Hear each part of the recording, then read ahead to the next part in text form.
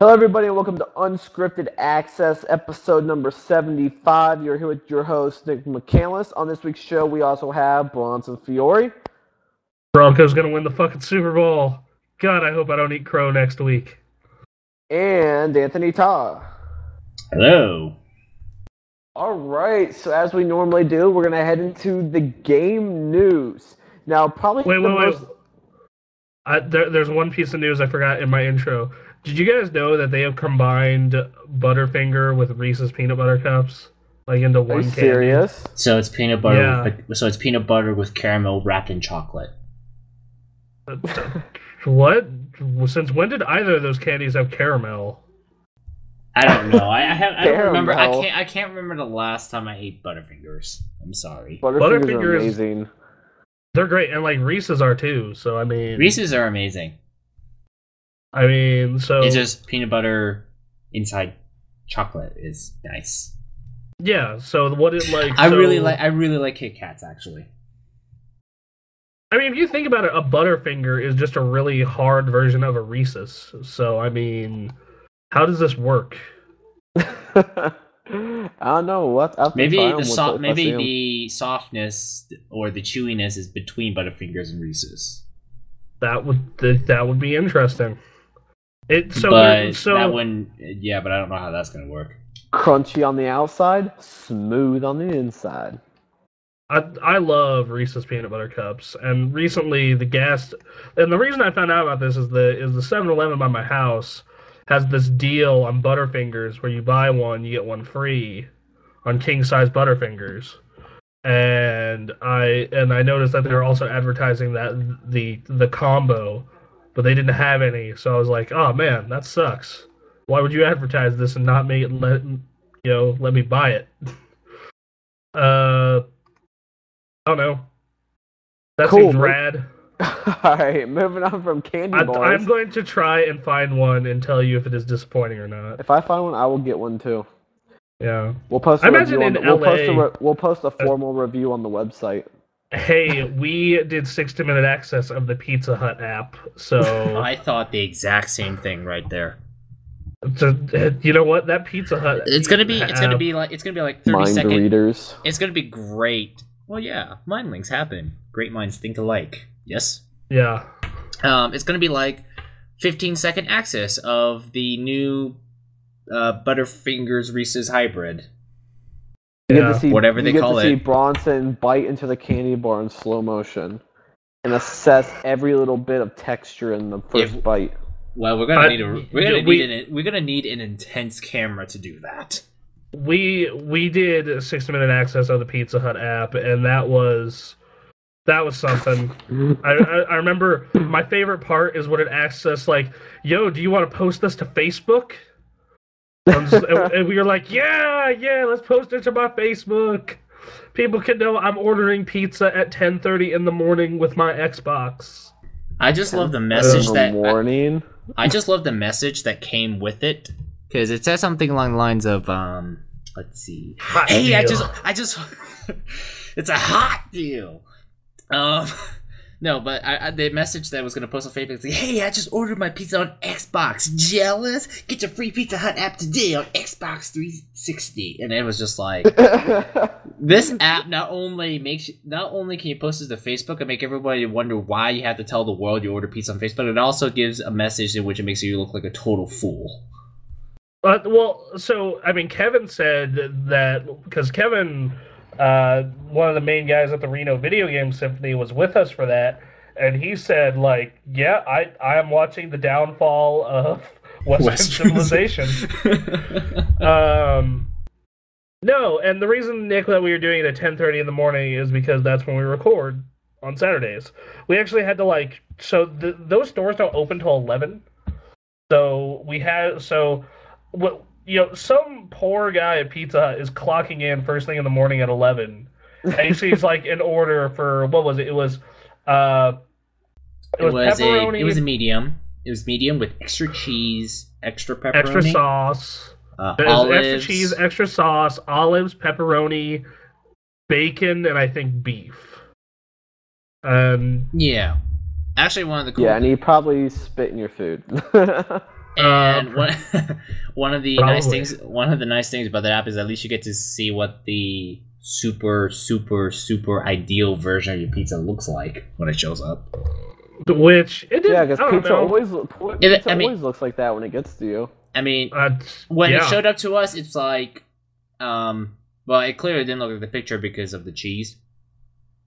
Yeah. Yeah, cheese kind of bubbling up or Just something, like whatever they call it. just like the burgers you see advertised, they always come on your plate like that, don't they? Man, I will always be reminded of the Burger King thing. Like, you guys mentioned Burger King is nasty, and I agree now. Burger King is because fucking disgusting. I remember I ordered one of their, like, bacon burgers, and it was like, ooh, wow, the picture sure looks nice. I like one of those, please. And when I got it, it looked like someone sat on it. And I'm just this is why I don't order burgers from Burger King. I ate at McDonald's Except maybe the Whopper. I ate at McDonald's fairly recently, and I don't know, that wasn't horrible. That was not like Their McNuggets are not as greasy as I used to remember, and I know this because I ate a huge supply of nuggets at CES last year. Bronson likes to make fun of it. Nugget man. But everyone talks shit about McDonald's burgers, and I don't know, I ate one recently. It was pretty good. I think they've gotten better. I think they've gotten better because they're always under constant pressure by everybody.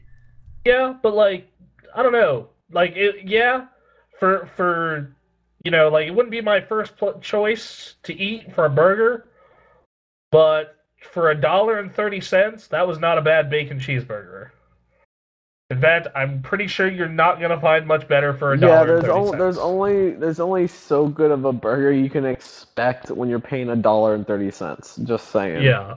When you go to a restaurant and the burger's delicious, yeah, it's delicious, but you're paying 10 times the price. But here's the thing: for $1.30, that's where I really start to question. So, what type of quote meat do you use? Yeah, in this? well, they throw the whole cow in a blender. I mean, it's just like that SpongeBob episode where they used like generic gray food paste that just looks like beef. McDonald's does that with their chicken nuggets. Yeah, I want you to know that chicken nuggets is just ground up. It's like the entire chicken except for the feathers and beak and feet just ground up. It's just like chicken. It is chicken slurry, flour, and something else. And then it's you didn't tell me this when I was eating like 5 boxes of those things in a day at CES. But that's how you were living nuggets. Well, the reason, I had the choice of eating burgers or nuggets, but I decided to eat for nuggets because for one thing, it's a little cleaner than eating the burger, and I can work on my laptop at the same time. So I just knew that it was a lot worse in the late 90s. Because they made this.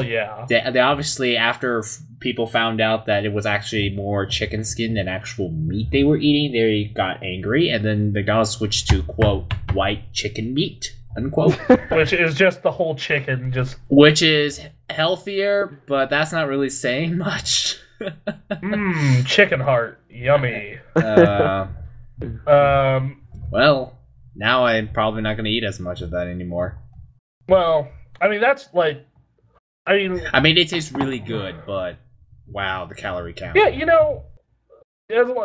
Yeah, considering the price of McDonald's food and how fast they get it to you, no one has a right to bitch, in my opinion. About McDonald's. You want your food cheap, you're going to have to make some sacrifices. And that's the thing. You really can't get upset at McDonald's. It's like McDonald's is the definition of like cheap food. So you cannot really complain about anything you get there because you really do get what you pay for. You know what? Aaron ate nothing but McDonald's and Little Caesars for pretty much a year, and like because he walked everywhere, he was fine. So I'm about to say he didn't keel over just eating McDonald's and Little Caesars every day. Well, I mean, he was so this was when Aaron was living in Reno and he was a nomad, which is like the step right above homeless. It's where you're just rotating couch to couch to couch to couch. And he would that was the cheapest food. Besides I remember on the plane flight to CES, he brought a bag of apples with him. So So like basically, if you want to eat cheap, you know, and you can't cook, you are basically restricted to fruit, McDonald's, and Little Caesars. Because I mean, you can't beat a medium pizza for $5. Well, that's hard to beat. Oh yeah. I don't know, like, you know, here there are some good burger places. Like one of them is called Juicy, that's right down the road from me. Amazing burgers, delicious, but they're also $7. So Yeah, like the burger I like to eat is the one at Denny's, and that cost me $12. yeah, you and I need to go to Juicy's when I have money, Anthony. Sure. Yeah. It is like it is. I am glad Alex and Bremen turned me on to that place. Like it is delicious. Yep. Although I made their meals are also huge, and I made the mistake of ordering a double with fries. Oh my god, I wanted to vomit everywhere.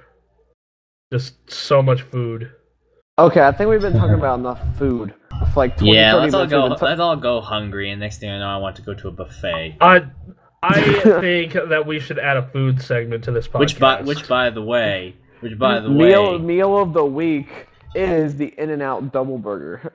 The double, yeah, those are good. No, it's nice. I think like speaking of food, it's like the best pizza that I've ever had just happens to come from a really expensive buffet. I need to take you to the Boulevard in Reno. Yet another. Okay. All right. Time to cut it off. Enough food talk. Okay, hold on. Cutting it off. So I want to pitch this to you, Nick. Back in the day, on the original Gamecast, we used to do energy drink tests. I think we should bring that into Unscripted Access. And what exactly does that consist of? All of us buy an energy drink that we've never drank, or a flavor of an energy drink that we've never drank, and we all taste test it. Fucking just horrible. We did this for a good year, from 2008 until like you were able to find enough. You were able to find enough energy drinks to keep doing that. Yeah, once a week. Hey, back in the day, energy drinks were very popular, so they were like everyone wanted to make an energy drink because they were that popular. Monster. There's like 30 flavors of Monster. Like honestly, the best one we had was this one that was called Jeff Gordon's 24, and it tasted like lemonade. The original Red Bull is my favorite. I'm like addicted to Red Bull. I think Red Bull is amazing. I see that's you're gonna die one day. Yeah, like that's like you're gonna have like heart seizure or brain cancer. Just yeah. I mean, it's not Redline. Like at minimum, it's not Redline. Redline's true, intense. but dude, it's not Redline. But still, I'd rather have coffee. Drink a few Red Lines, you'll be good. Dude, you drink a Red Line and you will be good. So, like, I remember when we tried Red Line. That was when Quinn and I hosted that podcast. And like, it says drink half to determine tolerance, and we each did. And I'm a little edgy, but like, I'm kind of just trying to keep calm. And like, Quinn looks like he has the mic and he's like really jittery. His foot's tapping. He looks like he's gonna scratch his face off. Just. Like he's losing his mind, and then, oh man, that was Red Line. And the thing about Red Line, it tastes like what it probably is. It tastes like Kool-Aid and ground up pills, and that's probably what Red Line is when I think about it. I've never had Red Line before. You should try it. Look, I just get that at the gas station. You will probably be like, some 7-Elevens carry it, some don't. My advice, just order some online. That'd be my advice. I know the last time that I saw someone drink a Red Line is Aaron and I wanted to stay up all night playing Halo 4, and Aaron has a really high tolerance for that kind of stuff. Yes, he can drink, and that instead of getting hyper, he got sick. And if you've ever seen a Red Line, it has all these fucking warnings on it, like don't drink if you have heart conditions, don't drink if you're pregnant, don't I'm like, what the fuck is in this? Like it So and it's like You should stronger check the than- ingredients. Actually, So they are it's required to stronger put than that. NOS? it kicks Nos's ass. Because NOS kicks Red Bull's ass. Yeah, no, this makes Nos its bitch. And Nos is equally disgusting. And the last time I had Nos, it was at PAX 2012, and I was just so thirsty and tired. And I was up in the the sixth floor where all the indie games are. Yeah. I was up there, and just they had the Rooster Teeth booth and the Nos booth, and they giving out free samples of Nos, and I was like, well, it's either this or nothing.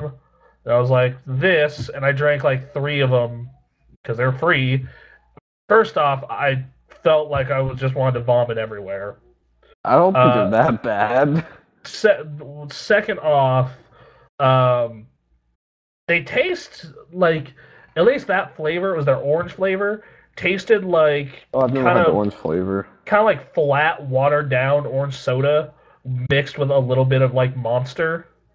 So, as you can imagine, disgusting. And like just no one was around that booth except for people who were really like just dying of thirst. Because if you want something that doesn't taste awful, you can go down 1 floor to the cafeteria. So, so I don't know, man. Like, why do they get booths at these events? That's what, like, why does Nos and Because Monster people of our generation are the ones who are suckers for energy drinks. I mean, I saw it in high school. Morning of exam day, everyone's walking around with a can of energy drink. Lie. A girl I dated would smoke weed before. Well, that's one person. I'm talking about like what I would see for people who decide to use energy drinks as a substitute for not sleeping. Man, you want to know what I would do the day before finals? Like, go to bed at 9, and then, like, wake up and have, like, bacon and eggs. Fuck. And drink water. Lots of water. So my body, just would actually function during finals. Not be on this, like, meth high for 2 hours and then crash where I have to drink another one before my other final. Because it was, what was it? It was 2 finals a day, right? So that Something worked. like that. Yeah, I remember it was 2 finals a day because we got off at 12 or around 12. So what I would do is I would actually like rest and eat a proper breakfast, and I'd get my final done in an hour. Takes me about 20 minutes to double check everything, and then I'd take an hour nap. Yeah, go into my next final super rested.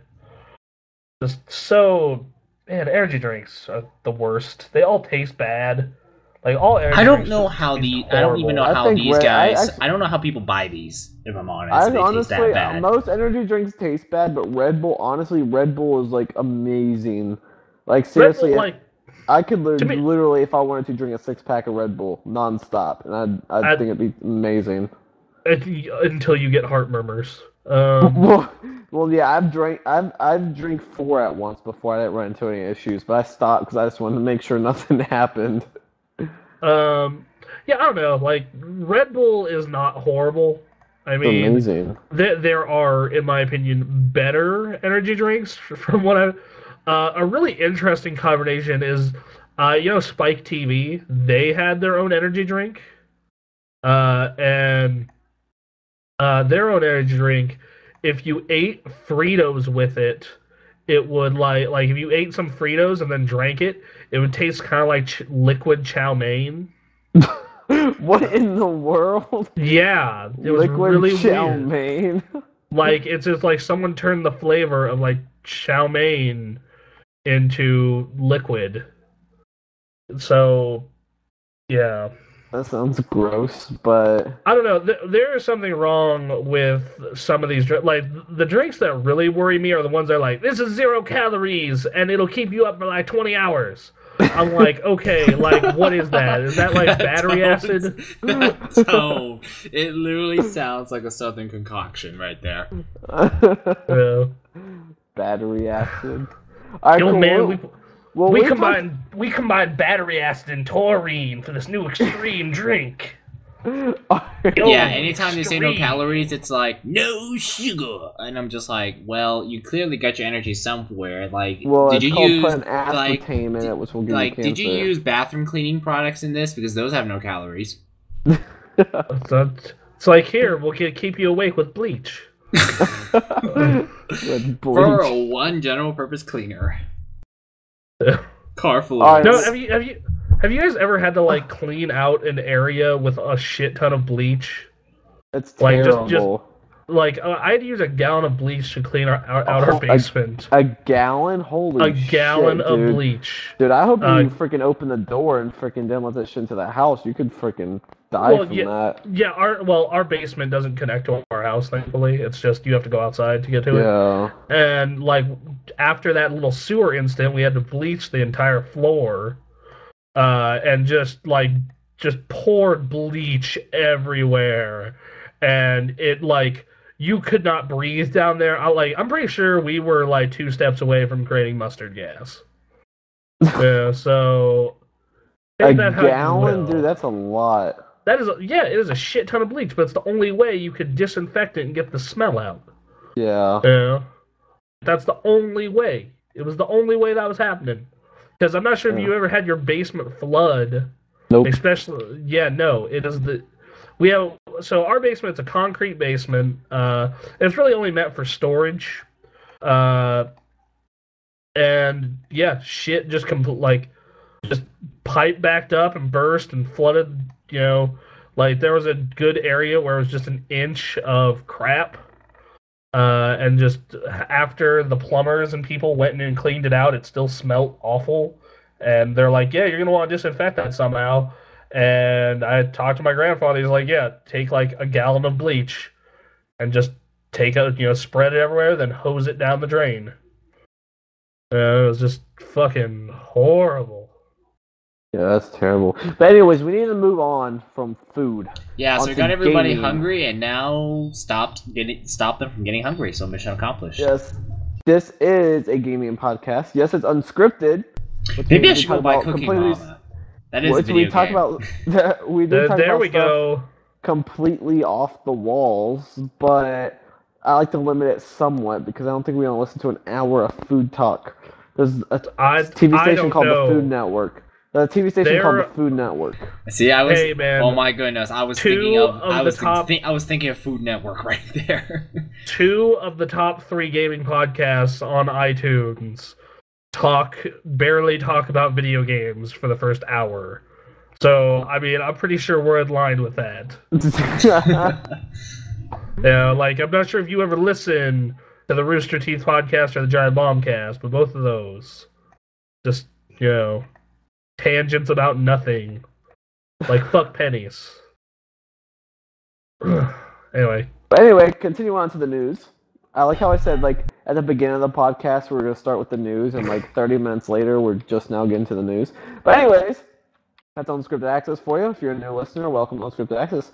But anyways, we're talking about Tomb Raider, the Tomb Raider Definitive Edition. There's a lot of arguing going on the internet right now because of the fact that Tomb Raider Definitive Edition is now out, PlayStation 4 and Xbox One, but there's a big frame rate discrepancy between both versions. On the PlayStation 4, it runs 60 frames per second, but on the Xbox One, it runs 30 frames per second. What are your guys' thoughts on this? Like, this is the thing. So, this is kind of how the PlayStation 3 was when the PlayStation 3 and Xbox 360 launched. All the third-party titles, with the exception of maybe 1 or 2 here, for the first few years, always ran better on the Xbox 360. Now we're kind of seeing the opposite, where they're always running better on the PlayStation 4. But what I think the difference is here is with the PlayStation 3 and Xbox 360, I feel the reason why they were running at lower quality or having frame rate issues was because the cell processor was extremely hard to develop for. The Xbox One is no harder to develop for, at least not much harder to develop for than the PlayStation 4.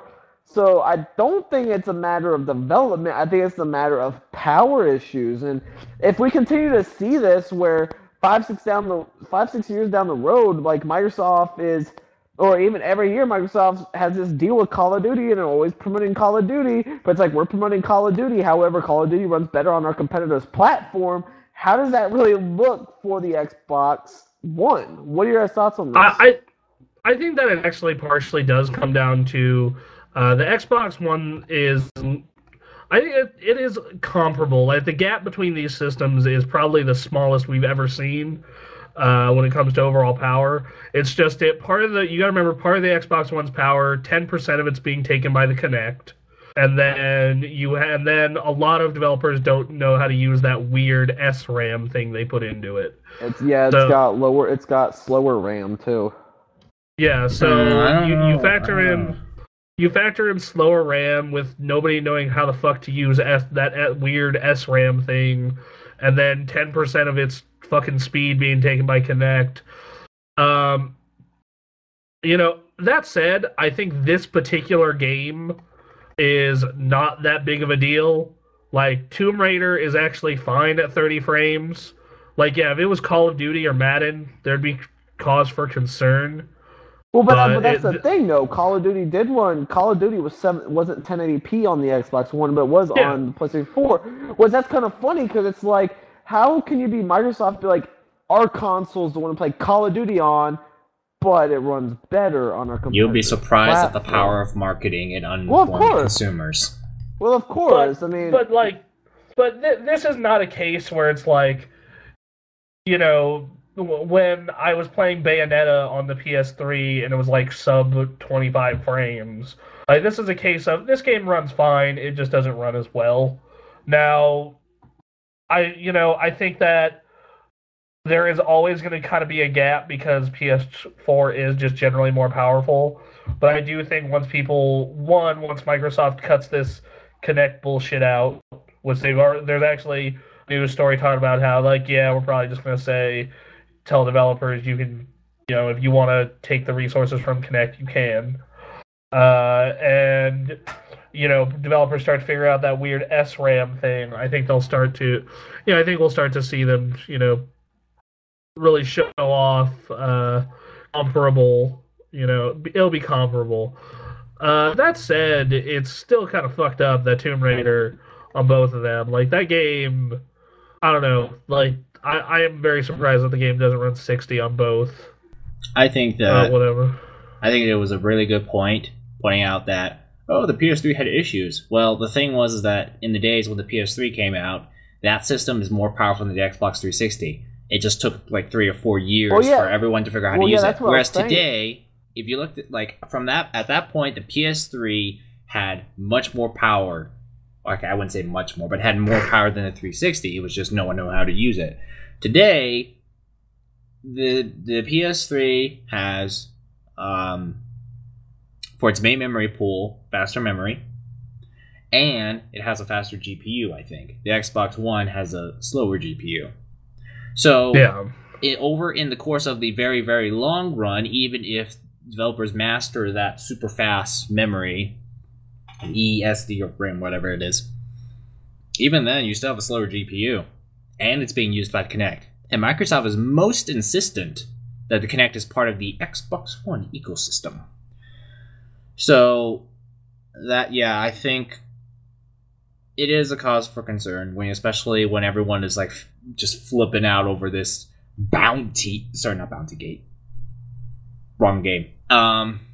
resolution gate, they called it, which I was just like, rate gate. Seriously, guys, you're really comparing this resolution thing like a political scandal. Really? No, really? No. I love how, no offense to any of our listeners, but like, I loved how it's like this debacle. I'm like, really? I don't debacle? I don't think it's that big of a debacle, because if it was that huge of a debacle, the original Xbox would have destroyed the PlayStation 2. Like, back then. That's like the biggest hardware gap we've ever seen in the history of consoles. And the original Xbox got taken to town. Yeah, so physically, if you count all the transistors or in that GPU, it is slower than the PlayStation.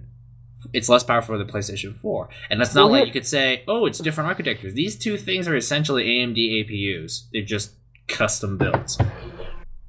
But here's the thing, and let me know what you guys think. So, obviously, exclusives and features are the top two selling points for a console. What games can you get on this console that you can't get on this one? Or what can you do on this console that you can't do on this one?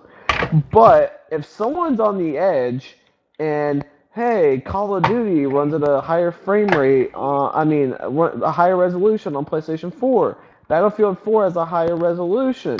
Tomb Raider runs double the frames.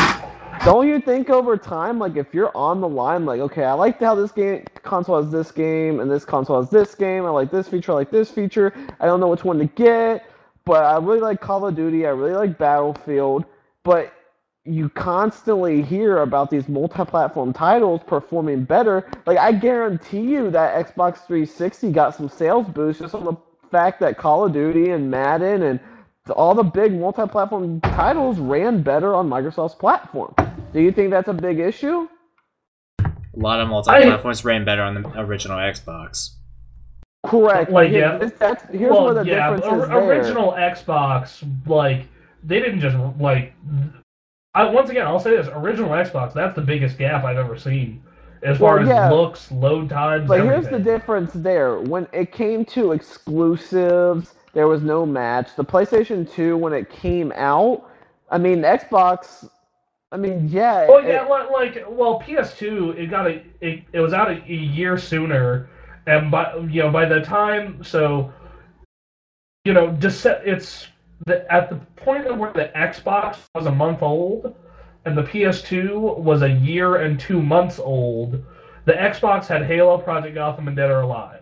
The PS2 had Final Fantasy X, Ico, Gran Turismo, Dead or Alive 2, Tekken, GTA, Devil May Cry, Metal Gear, and Final Fantasy X was just around the corner. So, I mean, and Jak and Daxter. So, I mean, yeah, like, that is definitely part of it. That said, though, like, that right now, you also gotta look at it this way. PlayStation had PlayStation had a reputation at the time. Microsoft didn't. Microsoft hadn't released a game console. Hey, what are you talking about? Flight Sim, yo. That said, PlayStation 1 also had no reputation. It completely destroyed everybody. Yeah, that's true. Xbox, no. Well, I wouldn't necessarily say that. And 100 million to, like, it sold 3 times as well as its nearest competitor. PlayStation 1 whooped ass. Well, no, I'm not saying that Xbox One didn't whoop ass. It totally did. But as far as reputation, Microsoft started gaining that back. Like, whether you agree how they had changed things or not, in the general consumer's eye, they're like, okay, that's no longer the case, so they don't care. So, yeah, Xbox One kicked ass. Xbox One sold millions. Xbox One well outperformed the PlayStation 3 and Xbox 360 at launch. So, yeah, Xbox One's selling really well. But I wouldn't necessarily say Xbox One doesn't have any reputation.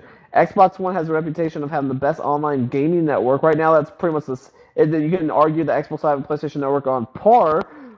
But at the same time, before, Xbox Live destroyed PlayStation Network, at least for half of last generation. So I wouldn't necessarily say that Xbox One doesn't have any reputation at all, because it does. I think so. One thing about this that I'm really interested in, though, is, like, right now, I think that Microsoft has the better set of exclusives, especially as far as it goes to clicking with the general public. And I think that's going to continue. Like, I love Infamous. I'm way more excited for Infamous than I am for Titanfall.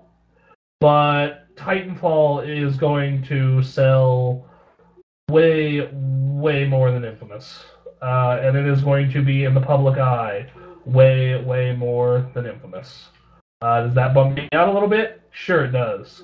But, that's just kind of how that is. And right now, like, Killzone's awesome. It's actually, you said sold something like 2 million copies. 2.1 million worldwide. That's really good for a launch title, especially considering, people have Call of Duty, which is a big name. And Battlefield. On the system. And Battlefield broken as fuck, but even then, it's still a big name. So, you have those factors to consider. but yeah, like that's so Killzone's doing really well, but even then, it's basically Killzone and Resogun, which both are amazing games. I still think Resogun is probably one of the best games on these next gen platforms, or current gen now. Oh God. But that when you talk to the general public, they're like, "Oh yeah, that Killzone game looks cool." And what is Resogun? But when you say Dead Rising, tons of people know what that was. The original Dead Rising sold a shit ton of 360s. You say Forza, same thing. You say, Killer Instinct has a big following with the retro crowd. The fact that Killer Instinct game actually turned out really good, that helped Microsoft a lot.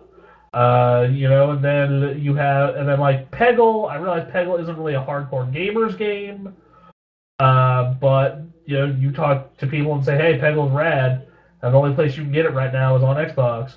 Like that carries a lot more weight than the two that are only on PlayStation right now. And then that kind of continues into this next year, where I mean, when's the next big PlayStation exclusive? It's it's Infamous, and the next Xbox One is Titanfall. Like, just more people are going to give a shit about Titanfall. So I definitely think in North America, Microsoft still has an audience that has a lot of fight left. So yeah, we'll see how it goes. You'll see. And regardless, I mean, if you only have an Xbox One, I wouldn't say don't get Tomb Raider Definitive Edition, because that's the thing. It's still playable. It's not like the PS3 at its initial launch, where some of the games were almost downright unplayable. Like Madden was atrocious. Bayonetta on fucking PlayStation was ass. Like, some of these games were absolutely atrocious. At least 30 frames is perfectly playable. I mean, yeah, it's just everyone's just getting hysterical because like, what? PlayStation can render it twice as fast? This is the end of Xbox One. Well, it's basically typical internet hysteria. But I'm glad these things. It's good that these things do go public, because, like, in my case, I have an Xbox One and a PlayStation 4. So if I wanted to buy the game, I obviously want to get the better edition, even if it's only a matter of, it's still playable on Xbox One, but it's going to cost me the same whether I get on PlayStation 4 or Xbox One, so I'm going to get the better edition. Just like if, let's say I don't think it's going to happen. I think it's going to be the same situation with like Tomb Raider. But let's say Watch Dogs comes out, and for some reason it runs better on the Xbox One. I'm going to get it on the Xbox One. Although I highly doubt that. I think when Watch Dogs comes out, we're probably going to see the same situation where it's going to run better on the PlayStation 4. This is really going to be an interesting scenario for me. So if I buy an Xbox One with my tax return, I'm not making any promises after recent news stories. And also kind of sitting down like, well, what am I buying this for? And the answer came to me, I am buying this for Killer Instinct. Is it worth paying $500 to play Killer Instinct? But if I do, Anthony and I are in a weird situation where we kind of have to go like, well, Sony still has their dumb copy thing, so we are kind of hamstrung here in having to get that version because of 60-minute access. Hint, hint, Sony. So that, I mean, that's a factor, obviously, for, people who, do stuff like we do or do YouTube videos or anything along those lines. I realize that's kind of a minority, but still. A lot of people are just using HDMI strippers, though. Yeah, but those are kind of a pain in the ass to get a hold of, as I've been researching. Probably for good reason, too. Those things may be questionably legal? Whatever the word is. Yeah. Because clearly, if they sold those things widespread, it would be pretty easy to, bootleg a Blu-ray movie. The thing about this that irritates me is they've had this technology on the fucking 360 for years, where like if you turn on the Netflix app or you turn on a DVD or you do anything that's not a game or the dashboard, then it automatically just brings up a white screen saying, yo, you have a capture device plugged in. Stop trying to steal movies, dirtbag. Instead, but like Sony's just like, no, fuck you. We're locking you out of all of it. And it's just like, ugh, why? Why did you do this? This is a horrible idea. At least in the PS3, you had a slightly annoying workaround of component cables. Yeah, component cables. But that's only up to 720p or 1080i, whichever one of those. But that's it. Yeah. I mean, yeah, so... yeah, for this whole thing, 30 frames to 60 frames, maybe the reason why they locked it at 60 frames on the Xbox One is because that way it's smoothest and is consistently smooth. I mean, I'm pretty sure that the game can run 45 or 50 frames per second, but... At times, yeah. So. At times, but the thing is that the frame rate could be fluctuating, or it probably won't sync up with the monitor too well. I mean, I don't know what... I mean... I've played games at 45 frames, but I don't see screen tearing. But maybe screen tearing could happen if the refresh rates don't match evenly. I don't know. I'm not a whiz at computer monitors, but I'm pretty sure they lock it at 30 frames because that way you're guaranteed 30 frames per second throughout the entire experience. Because let's be honest it's good to have smooth frame rates because a hiccuping frame rate or a lags or a rendering graphics card spike is probably more annoying than just having smooth 30 frames. I mean, if you ever played God of War on the PS2, that shit had a ton of screen tearing because they were just maxing out that system as much as possible, like every last little bit of it. Oh gosh, God of War 2 looked so good for a PlayStation 2 game.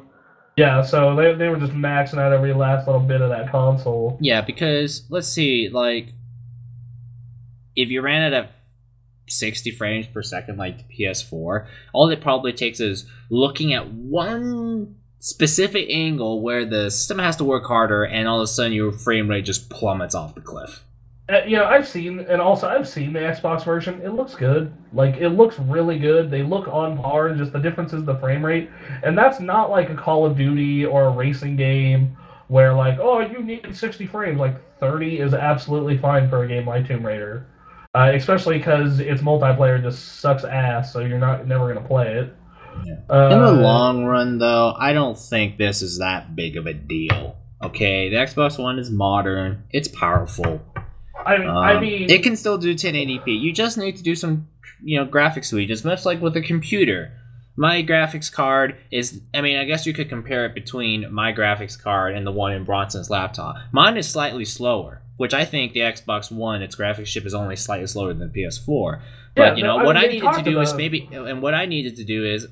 maybe there are a few things I can get better performance. I can change the resolution, which will give me huge performance, or I can tweak some graphics settings to make the game will look slightly worse, but at least it will run better and consistently. I mean, it's just graphics. Yeah, like the difference in my computer and your computer is pretty much the same as the Xbox One and the PS4, except for the whole faster memory thing on the PS4. And I don't know, like that's actually a pretty legitimate comparison. And honestly, the difference between Anthony's computer and mine is like on a game, like it's maybe 3 to 6 frames of difference. I mean, it could be like 10% difference. I mean, that percentage is probably going to be a bit less, considering that Microsoft said, they've been going like, okay, so we've been thinking about reducing the amount of power of the GPU processing Kinect stuff from 10% to 2%. So you get a tiny bit more. Also, let's be honest. The gap is. Let's be honest here. This gap isn't gonna doom the Xbox One because this kind of gap. Because if this kind of gap existed, PlayStation 1 would have been destroyed. PlayStation 2 would have been deemed a complete failure, and GameCube and Xbox One and N64 will sit on top of the mountain of power. But that wasn't the case, was it? It's whoever has the games, and right now, whoever has the games, the good decisions, the common sense, the good strategies, the price point, the price point. Like there are lots of things, but from a power perspective, I think the Xbox One is fine, especially considering that they've been, doing little tweaks with it to try and get just a little bit more, which is kind of nice. What I love about all this shit is like everyone and their mother is just bitching incessantly about how, the Xbox One on some games runs at sub 1080p even with some of their in-house titles, and then Nintendo with a system that's maybe a fifth as powerful on a good day, is all their games are native 1080. I mean, the resolution thing, I think, is a bigger problem. To be honest, it's not. Oh yeah, because it's not resolution gate. Which seriously, people, the way whenever you try to use Watergate but change it to like how the NFL said Bounty Gate, and here we're using resolution gate. Seriously, a resolution problem is considered on the same scale as a political scandal, which shocked the country in the 70s. Really? Yeah. Resolution gate is not going to ruin it. That being said, though, I don't know, agree man. With the viewpoint. Call of Duty not running at 1080p native is a fucking travesty. It's as bad as the Holocaust. Well, yeah, it's not that bad. Well, we're just joking, but really, yeah. I still think that we live in 2014, where a lot of households now have 1080p monitors, and to think that 1080p is, modern. It's kind of the norm now. And to think that your games can't run at 1080p just kind of strikes me as you're kind of missing an important feature here. I mean, the Wii U. I mean, Wind Waker HD in 1080p, absolutely beautiful. Runs it quite fluently, actually. And a lot of Wii U games run at 1080p. Dude, but to think that the Xbox One can only do 720, it's like, that doesn't seem very modern, does it? I mean, you and I played Mario 3D World, and I played the Wonderful 101 in Pikmin. Those games look amazing. And this goes back to what I said before this generation even started, of where, like, if I could get slightly better, looking versions of what we had last gen, but running at 1080p with 60 frames, I'd be happy. And that's essentially what the Wii U kind of did here. And it's, I look at Tomb Raider, and first off, let me say one thing about Tomb Raider. If you've never played it, it's absolutely worth the $60. Otherwise, don't, because you are basically paying $60 for a graphics upgrade. Yeah, so it can't, like, if freaking the thing is like, oh, games need to run 720p, I'm like, okay, maybe you're obsessing too much over polygons and special effects. I mean, it just strikes me as odd, really. I mean, the Wii U obviously cannot muster the same amount of special effects and polygons that the PS4 and Xbox One can do. You can tell, whenever smoke happens in Wind Waker, the frame rates drop. Just simple smoke just causes the thing to have hiccups. Yeah, but for the Xbox One, like, it's like, you can do 1080p. But you look at Mario and Zelda, though, and they look modern, they look great, they play great. Yeah, it's just more from our perspective, and just knowing how to work well with what you have. So 720p, yeah, I can understand. I mean, I am not like livid over thinking, oh my goodness, why can't you do 1080p on everything? No, I'm not like flipping out that bad, but still, it's odd. And as someone who I play a lot of fighting games, and like in that genre, certain genres of game need different types of frame rates, and you can play them in different ways. Like, you can play an MMO at 20 frames. Most of them, anyway. And you can play, but, like, for a fighting game, you need 60. Like, that's just how it is. Same with a racing game. You need 60. Same with most shooters, you need 60. Killzone looks fine at 30. Killzone runs 30 frames per second single player, but 60 online. Yeah, yes, for some shooters you can run 30. But for a fast pace like Call of Duty, yeah, you do. Which is why with Call of Duty Ghosts, we saw it running a lower resolution on the Xbox One than the PlayStation 4. Which, yeah, I don't think this is that big of a deal, and especially because, in my opinion, Microsoft has the games lead in the eye of the general public. This is going to be a close race this entire time. I think what Microsoft needs to do is they need to get down to $400. Look, Microsoft, you can eat the price. Just get that shit down to $400. Just bite the bullet. I With the think sales they're Microsoft mustering right now, I don't think they need to do that just yet. Oh, not yet, but there's going to be a point where, like, Xbox One Sony will hasn't definitely, launched in Japan yet. Xbox One will definitely drop price before PlayStation 4. The thing is, I'm to. interested in how they're going to drop the price of the thing, but PlayStation 4, I don't think mean, we'll see it. It's because it's already at an affordable price point. I don't think we're going to see PlayStation 4 drop price for at least a year and a half. I mean, until I'm thinking like the earliest they can drop prices after this holiday season. That's probably the earliest. I think that's the earliest that we'll even think about dropping price because it is still selling like crazy right now. You can actually still find Xbox Ones though. Like, I mean, you can, yes, considering that every single retailer I walk in constantly has these now available Xbox One signs just everywhere. And Microsoft has to pay for that shit, right? Like, no retailer puts signs like that up for free. But no, I remember working at GameStop and you whatever they pay for, you put up. That was kind of how it went. I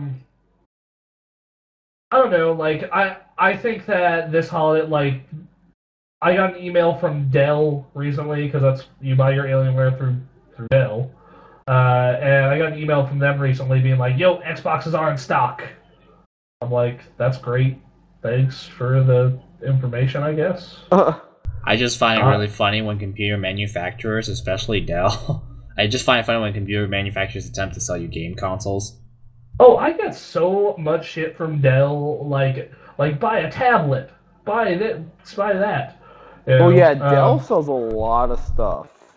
A lot. They sell TVs. Yeah. Speaking, the newest job I got, like, if you become one of the top salesmen, first off, you make a shit ton of money, but also, like, if you're doing a certain amount of sales, they require you to have an iPad. Then they take it out of your check, and I'm just like, fuckers. What? Really? They require you have an iPad, and they take it out of your check. Yeah, but only if you're doing ridiculous sales. Well, if you're doing ridiculous sales, you're already being paid pretty well, so... Yeah, well, still, they should kind of supply it. That's kind of... Well, yeah, that's what ADT does, and that's what never pissed me off, once have I heard about a company requiring you to have something and then be required to buy it. Yeah, it was dumb. Pulling it out of your check. That's stupid, but okay. Yeah, I agree, especially because ADT gives... Because I applied for 2 different security salesman jobs, one with ADT, one with this company, and ADT just gives you one. But anyway, yeah. So I don't know. So seriously, people, I just think the internet is hysteria over this. Well, they're desperately trying to find even the slightest clue of scandalous kind of stuff that would just, try to deem anything a failure. I'm like, guys, seriously. I mean, if this kind of gap caused system failures, people are overreacting way too hard. I mean, these gaps are going to exist. Okay, what did you expect? 2 perfectly same systems, they just happen to be rebadged? This is probably as close as that's ever gonna get. I mean, yeah, frickin', you've got the same person.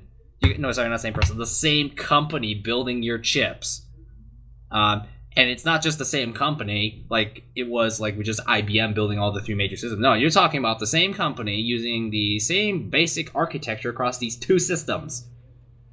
I mean, if they had the exact same chips, it had the exact same chips and memory. Basically, they're 2 the same systems. It's just different badging. Yeah, and software. then you have the fact that both of these systems have the libraries for them are fucking near identical right now. Other than like I said, those few exclusives. So these systems are getting harder and harder to differentiate themselves, especially these 2. It's not like the days of the Sega Genesis and the Super Nintendo where, those 2 systems were wildly different. Blast processing. Yeah, the marketing or the was just N64 and funny, PlayStation 1. Like with PS2 and with the PS2 generation, we got that thing where like, oh, these three consoles are close enough to where we can start playing the same games on all three of them, and have the first parties and second parties make make games to get people to go towards it. And then that kind of continued. And like, when was the last time you saw a third-party exclusive? Like Titanfall, right? Like, that's the one. That is the one. Like, are there any other third-party exclusives right now? Yeah, but even Titanfall, you can... Well, that's a PC game too, actually. Yeah, so even then, that's playable on another platform. Granted, it's not on a console.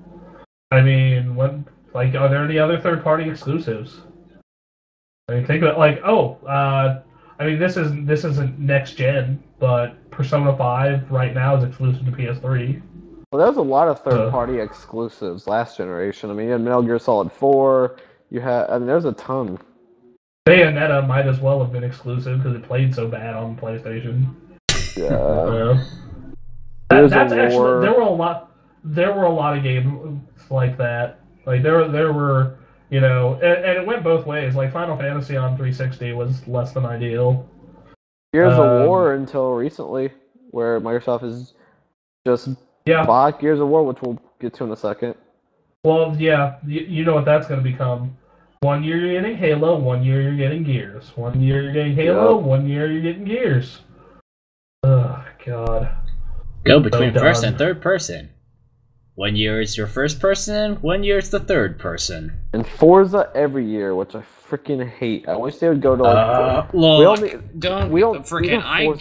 I get annoyed with Forza these days. I mean, it's still good. I can see them coming out with another Forza in like 2 years because Forza 5 they definitely had to rush, or maybe even a year.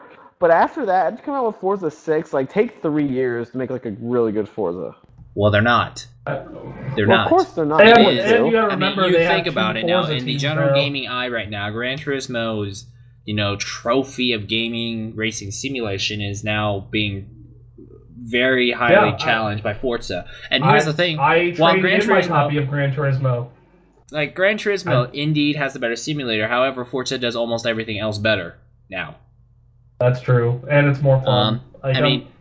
Forza drives me insane because going from 3 to 4, it was like, okay, they made the driving a bit better, but I'm still plow understeering everything. Okay? I mean, I could drive a Lamborghini and I could drive an SUV and they kind of handle the same. You can just adopt one driving style. Like, that drives me nuts. But other than that, Forza does a lot of things better. Clearly, you have Forza 5 on the Xbox One, whereas Gran Turismo 6 has to run on the PlayStation 3. I mean, on the PlayStation 3, it actually runs in 1080p. And so you have that many premium cars running in 1080p on the PlayStation 3 with GT6. That's amazing, actually. But Forza 5 exists on the Xbox One. And by the time Gran Turismo 7 comes out, Forza 6 is already out. Oh, yeah, I think they'll probably have 2 more. Because the way that the next Gran Turismo. Yeah. Oh, the next Gran Turismo is going to be absolutely gorgeous. But, like I said, Forza 6 is going to happen before then. Because Polyphony likes to take a lot of time making its games. Traveling around the world, telling artists to look at weird spheres to design concept cars, which...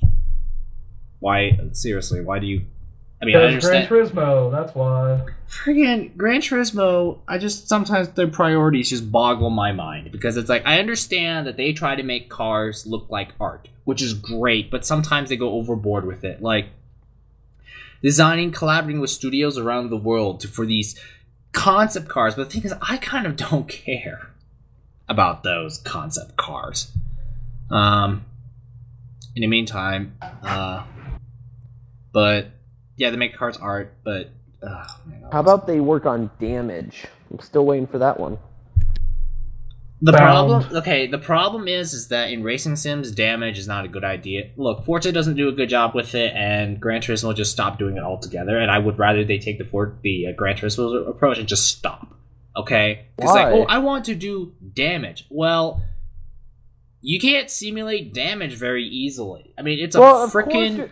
I mean, even if you put in some damage, I mean, would you want to start a race over just because that you hit a car a little too hard, your wheel's now bent, and now you can't win the race, and you have to start over anyways? It's kind of a point of frustration. I think Forza does it right, though, where, like, Forza gives you the option of, like, yeah, if you want to play it hardcore like that and it totally impacts every little thing, you can do that. Or you can have it where it only impacts the performance a little bit, or you can have it where it just impacts it visually. Also, Forza has the rewind feature also, so I mean... it's just damage for me in racing sims is like, I always play it off, so to me damage is not big. Not to mention to simulate damage would be a total nightmare, because you can't really simulate that yet. Well, of course. Simulating damage would take it a little bit too far, because, I mean, you have to drive perfect to not screw your car up. I'm gonna touch Bronson's car. Oh man, I just blew a tire and lost the wheel. I'm not sure how much experience you've had with Forza's drivatars, Nick. I got to see a good chunk of them at my friend Alex's place. Yeah. And oh my god, so, like, Jeff Gersman and Gabe from Penny Arcade's drivatars are fucking... It's like playing Burnout. I mean, it is hilarious. You mean they don't understand the concept of slow? Ever. Yeah, basically. A lot of people are like that, actually. I love the Forza's Drivatar is probably one of the best inventions in racing games of all time. I love it.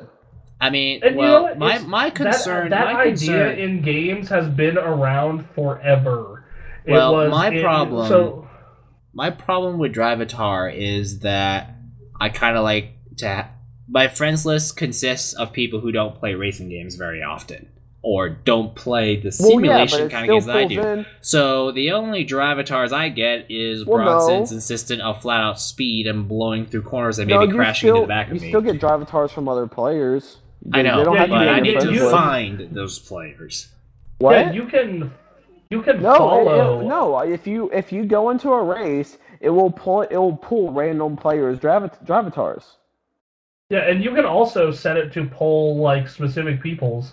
So, like, let's say, you are, like, let's say you're a fan of us, like, like, you're one of our fans, and you're like, oh, I want to see what Anthony drives like. Like, they can, instead of adding you on Xbox Live, they can just follow you, like, it's Twitter, basically, and then they can pull your drivatar. Yeah, that's the thing. There's no AI in Forza. Every race is... I'm pretty sure there is. It's just modeled. Well, yeah. After people. Well, yeah. I'm sure it's not 100%. Obviously, it's not 100% because they drive a little bit too perfect to be 100%. But it's nice to actually see a race and see cars collapse into each other without you being involved. Because I'm tired of like playing in Gran Turismo and you've seen all these other cars that drive. They never go off the track. They never hit each other. Actually, in Forza 4, they did go off the track. It was called they just randomly space out and drive off the road to make it look like they kind of are human. Well, yeah, it was more realistic. But it was just like one of those. It's like the AI is just glitched up. Like, okay, yeah, no, but this was, really, honestly though, like Drivatar, that's cool. I just need to find some people that kind of drive like I do, so I get more competitive races. But aside from that, I just wish they could work on their simulation more because I just kind of felt like with Forza 4, it felt like they got to the point where it's good enough. The average man is not going to know what a real Lamborghini is, so they'll think this is real. That's what the impression I got of Forza is, with their driving physics. They got to the point of good enough, because there are literally some people out there who are literally saying, Forza's got better physics than Gran Turismo, because Gran Turismo is too soft and wobbly. Really? Clearly, Gran Turismo got to the point where every time I read how these car magazine editors would write how a car handles, and to think that Gran Turismo can do the same thing, that's pretty good. Whereas Forza doesn't. Yeah. So one thing I wanted to bring up about Drivatars is that actually existed in the ESPN football games and basketball games on the Xbox. Like, you would have your VIP profile, and you would download how someone played. So, Anthony, if you wanted to, back in the day on Xbox Live, you could download my VIP from the ESPN 2K and practice against me all day long. Yeah, but never was racing. Yeah, never with racing, but it's been an idea that's been used before. Speaking of football games, I am now in the top 3.7% of Madden players on PS4. So yeah, moving my way up. So hey guys, Microsoft, they bought Gears, eh? Yes, they bought Gears of War. That's the thing. People are like, oh, finally, Gears of War is going to come to PlayStation. I'm like, no, it's not. Microsoft would not let that happen. That's like saying that's just no. That's like saying Microsoft would let Forza or like they would never let Gears of War come to PlayStation because Gears of War was one of their flagship series on the Xbox that it Xbox started on Xbox and stayed on Xbox. Yeah, that's how everything. It's an Xbox franchise. Very rarely have we seen a franchise start on Xbox and then go to PlayStation. Yes, BioShock. BioShock started on Xbox, but BioShock also launched on PC though, so I mean. Yeah. Titanfall? Do I think we'll see Titanfall come to the PlayStation eventually? Yeah, I do. Maybe not the first Titanfall, but maybe Titanfall 2. But with Gears of War, there's no way. And I mean, I guess that kind of depends. If Titanfall turns out to be the next Call of Duty, then you better believe Microsoft's going to be throwing up the money to keep it exclusive. Which it might. That game is getting, like, I have yet to see this much positive press about, a game. It's getting a lot of positive press. Yeah, because there's a beta going on for it right now. Yeah, beta starting soon. Microsoft getting Gears of War. Well, that's expected, yes. But the thing is that they also hired Ferguson, who was the whatchamacallit. He's the community guy. Yeah, so they hired him. Yeah, so they hired him. Yes, I was actually on the Gears of War 2 forums back in the day, reading news mostly. My only thing is Gears of War without Cliffy B? That's the other thing I'm concerned about is that Gears of War. Everyone kind of remembers what they said about Gears. Well, what Cliffy B said about Gears 2 is bigger, better, and more badass. That kind of sort of famous line. Gears 3 was also great, but I don't know if Epic Games is like tied to Microsoft or something like that closely. No, they're not. Epic Games right now Epic Games, like they have one game in development and it's not even by their main team, it's by the people that can fly guys. They made Painkiller, for those of you who don't know who they are. And they also made Gears of War Judgment. So they made one amazing game in Painkiller, and then they made Gears of War Judgment, which was that's my concern right there. Is that now that Epic Games might not be working on the next Gears, and it's a Microsoft thing, and Microsoft probably have to make their own studio for this. Gears of War Judgment didn't give me much hope. Yeah, they're having Black Tusk, which that's a new studio that I get like Microsoft made and has some pedigree. What I think Microsoft is doing, and I think 343 Studios was their guinea pig with this, and they're just going to keep doing it every time they have a major hit franchise, is they're going to make a separate studio for that franchise, so 343 for Halo, and Black Tusk for Gears, and they are going to get talent from those original games, and then they are going to pour a shitload of money at it, and through sheer force of money, they are going to create a good game. That's what happened with Halo 4. Halo 4 did not have the vibe of previous Halos. Yeah, but money can't exactly. It was still a good game. Money can't replicate magic, though. No, but money can buy you talent, and talent I know, but can typically what produce Gears of War good content. Judgment felt like is that it was a copy. A copy is not really as good as the original, and Halo 4 was probably like that too.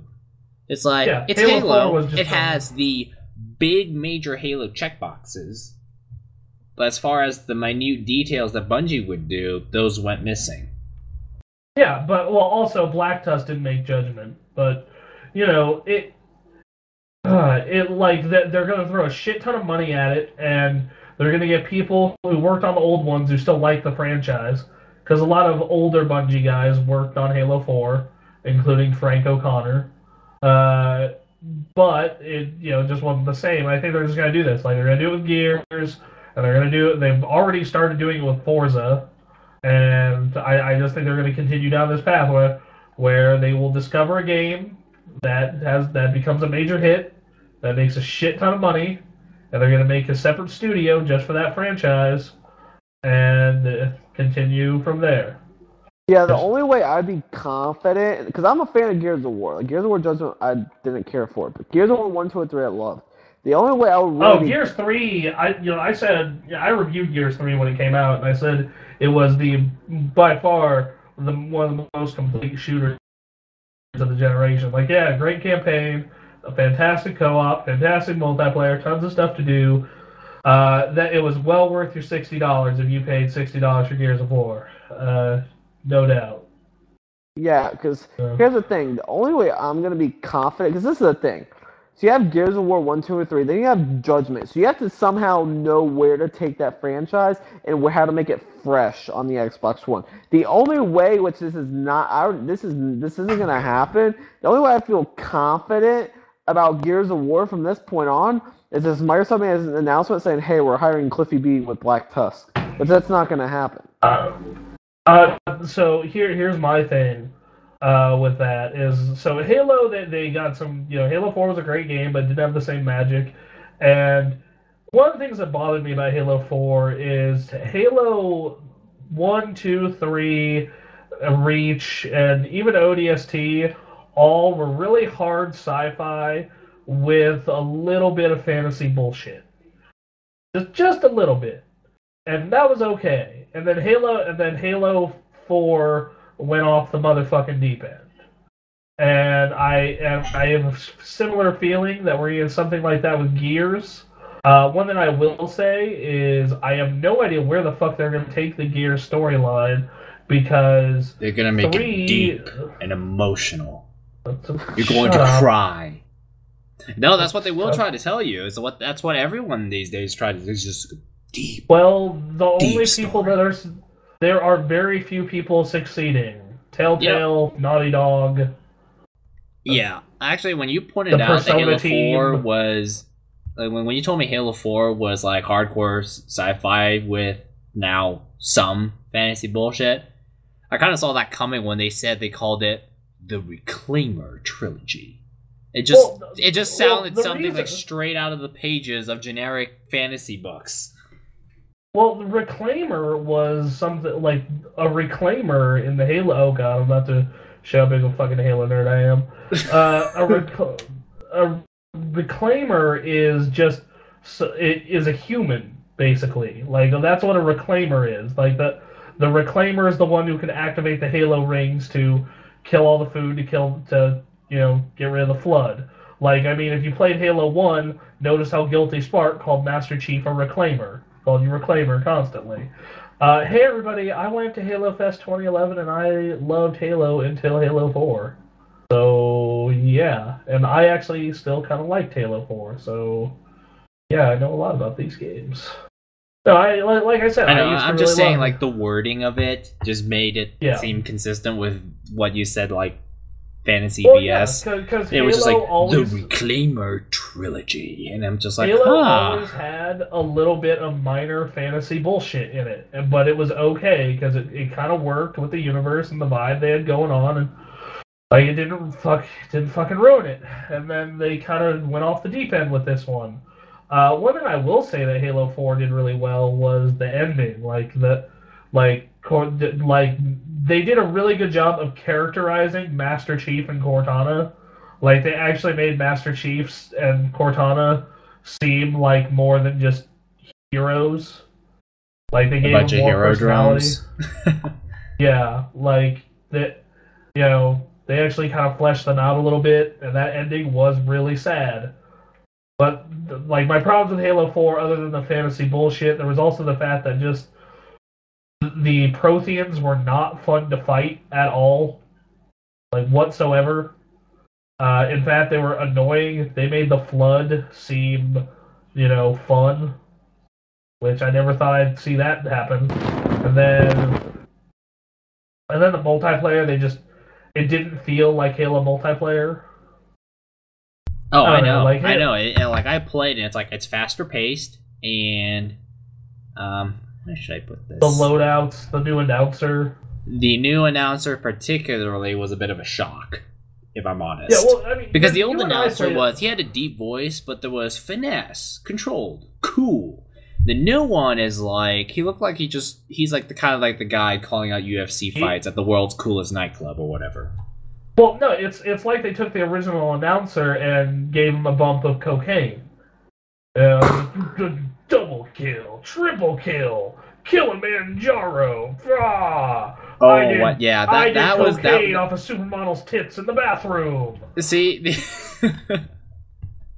oh wow. Yeah, like changing the shooting, that wasn't like shocking. I was like, oh, yeah, they're making it more Call of Duty to appeal to Call of Duty people, and people like me who kind of prefer a little bit more of a faster pace. But the announcer was like, to me, was like, oh my goodness, what did they do? I mean, it was like one of those little touches from from Reach and Halo Reach that I really, really liked, and to just watch that dude just sound like he's high on drugs was like, oh no, what happened to him? Yeah, what did Microsoft do? Did they like tie him down, inject him with this, whatever they came up with? Man, I hope Gears is in good hands. I thought the Gears trilogy was great. It was a trilogy I really enjoyed playing through. I put a lot of time into all three games. I remember going for that 50 waves and one sitting achievement in Gears of War 3, and I was super tired and passing out at the controller as my last 4 bullets kill a berserker. I love the fact that my memory of the Gears franchise is it really depends on which area you look. Because if you're talking about Gears 1, for me, that was the first time ever I played on an Xbox 360. I went over to my best friend's house. We sat down with this really awful SD TV, and we played Gears of War 1. And, he would always tell me about the, party rooms that were set up and how laggy it was all the time. But he talked about it, and everybody talked about it. Then Gears of War 2 happened, and I bought it brand new, day one. Proceeded to like it and absolutely hate it for the next 3 or 4 months. But you know what? Some of the best multiplayer gaming memories that I've ever had actually happened in Gears 2. I remember that match you, Andy, and I played, where Andy and I were the only 2 left. He wipes out one of their last guys, and there's 3 of them left, and I get 3 chainsaw kills in a row. They all just kept running up to me like retards, and I was just like, ah! Yeah. I was just like, if you ever play Gears of War with me, it's I just love chainsawing people. You just love chainsawing, and all the quote professional unquote players just rage at that stuff. Yeah, the game was just Gears of War 2 multiplayer was incredibly broken. Incredibly broken, and told me that match. This was our team strategy when I was playing with them. Okay, guys, give me covering fire. I'm gonna run straight at them with a chainsaw. And guess what? That typically worked. Yeah, and everyone was fuming about it. And Gears of War 2 multiplayer was so broken. But you know what? I had some of my best online gaming memories ever actually came from that game. For example, that same Andy and I, we embarked on a 2.5-hour win streak. Hasn't happened since. 2.5 hours, and we would pull these great comebacks to keep our streak going until we finally lost on a map I really didn't like. And I would remember, and I played that game a lot. Like, the best I ever got at it was a 1.2 KD. I was ranked 16,000 in the world on Annex because I played a huge amount of territorial type matches, which is probably why I was actually pretty decent at territorial type matches in Call of Duty and Halo, actually. I don't know. Maybe there's a connection there, but so my experience with the Gears franchise, I remember the first game was coming out, and Quinn was just super, super hyped, and I didn't give a crap. And I was like, man, whatever, I'm just going to keep playing DOA and Splinter Cell on my 360. Viva Pinata's out in a couple weeks. That looks awesome. Because there is hey man, the snake pinata eats the mouse pinata, and then you can breed pinata. You know what? Never mind. I'm just gonna. All the pinatas have weird names. Like the horse is Horsestachio. The mouse is Mousemellow, like a marshmallow, but a mouse. I can keep going. Anyway, but then the reviews came in. They were just overwhelmingly positive. And I remember like GameSpot gave it like a 9.6, and at the time my taste lined up with Jeff Gerstmann's pretty closely, and I was like, okay, I'll buy it because I had leftover birthday money. I was like, you know what, I'll check out Gears of War, and I got played the campaign, and I thought it was great. Like, it was a ton of fun. It was really hard because I was never really good at cover-based shooters, but it was fun. And then I was a beast at that game's multiplayer. The only thing I didn't like about the multiplayer is the fact that they fucking, like, you couldn't play ranked with your friends. So you want to get in a ranked game with your friends, like, okay, here are my very weirdly specific server options. We're doing 4 rounds on Mansion with pistols ranked. So that was dumb. And then I remember beating it on Insane with Kenneth, and we got to that krill part, and oh my fucking god, it was hard. And that was my primary memories of the second one, where I actually just got it the day it came out, but for whatever reason my internet was weird, so my Xbox Live wasn't working. So I beat the campaign in like 4 hours by myself. And then I went online and played with Andy, and not much really came of that besides the chainsaw memories we talked about. And then Gears 3 was a case where I was playing it for a review, and I thought it was good. It had I liked the fact that they finally made the campaign 4-player co-op. I liked a lot of stuff about that. Actually, another thing too that I remember about Gears of War 2, I made fun of its story so much. Emotion. No, it was just funny. I would just sit there and just mock everything they say. It was great. And another thing I loved about Gears 2, which at the time was a great thing, was Horde mode. Even though after Wave 10 it got boring really quickly, because I would love Horde mode, because to me it was, every time I played it, it was, how good can I headshot everything? And whenever I score headshot after headshot after headshot, I'd be like, it was one of my favorite things to do back in the day in that game. Horde mode in Gears 2 was good, but 3 is what perfected it. Yes. The problem with Horde mode in Gears 2 was that after Wave 10, every 10 waves was the same thing, they just raised the health and damage. That was it. So it got really boring after Wave 15. So in Gears 3, hey, you killed these guys? Here's some money. Now defend your base. Yeah, here's some money. They also introduced some enemies that were really cool. Like, I actually remember one time, I think it was me and Kenneth, we played Horde mode, and we set up some defenses, and then all of a sudden, I keep hearing Anya over the radio saying, defense down, defense down, defense down, defense down. I'm just like, what is going on? I turn around to check the front, and right in front of me was a berserker. And I was like, oh. I remember... Hi.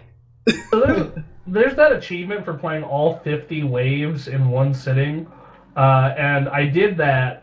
It was Kevin, Andy, me, and one other person. We had a full party, and we were doing it, and we got to the very end, and I'm just so tired. I had a long day of work. I am falling asleep at the controller. I'm the last one left with a berserker. I throw a flamethrower at it, and just barely, and I mean barely, put a couple of bullets into it, and it dies. And I'm like, oh, thank Jesus. I got the achievement, and then I immediately went to bed. You know what? I own a copy of Gears 3. Do you, Nick? Yes, I do. We need to find one more person with a copy of Gears 3 and do like a game night of Gears 3 and record. I'm pretty sure those things are pretty easy to find in the bargain bin.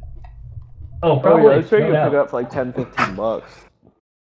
Yeah, no. So, yeah, we should do like us three and like 2 other people and record it for like a 60-minute access or like, I don't know, what's you know what? Valentine's Day special. Chainsaw your heart out. There you go. Boom. See how easy that is, everyone? That's what we're going to do for Valentine's Day. Anthony, you're going to come over, and then Nick, you'll hop on, and then we'll all just do a Gears of War recording. Great. Oh, joy. Yeah, but the thing was that after Gears 3, after Gears Judgment was like, it's Gears, but don't care one bit. Yeah. Like, that's what my concern is, that it's just going to become this diluted thing. Like, you know, my best friend, he was a huge fan of Gears of War, played it a colossal amount. And, like, he got good to the point where, Bronson, you would say, all you have to do is follow him. Yep. And he would take out entire teams by himself. He was that good back in the day. But he's no longer a fan of Gears of War. Because, you know, after playing Gears Judgment, he's like, you know, this is not really the same Gears of War I fell in love with. And he decided to move on to play an indie game that he absolutely loves now. Spelunky. Yeah, absolutely loves Spelunky. So, you know, that kind of probably says that, you know, yeah, so, you know, something happened to Gears of War with Judgment, definitely. By the way, you're going to want to tell Kenneth, I'm not sure if it's coming to Xbox One. I know it's coming to PS4.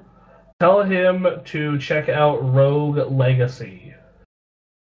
If he likes Spelunky, he might like that. Okay.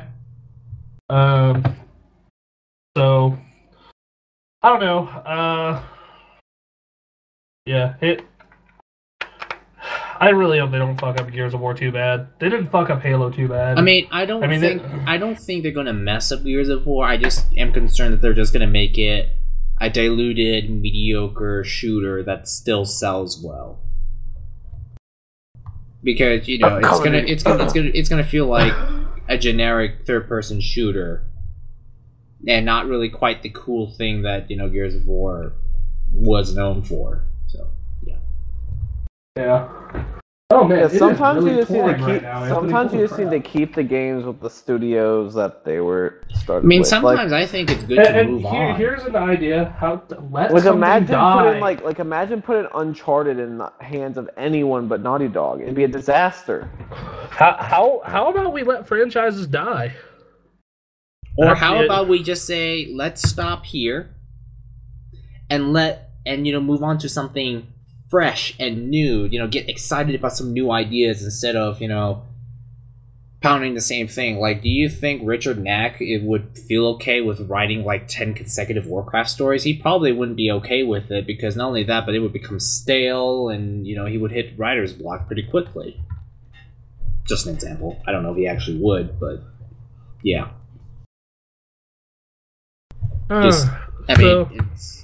Sometimes it's a good idea to move on, because once you pound something long enough, it's going to or at least like take a longer amount of time. Like, we don't get Zelda games very often, but when they come out, they're like some of the best ever, some of the best games ever.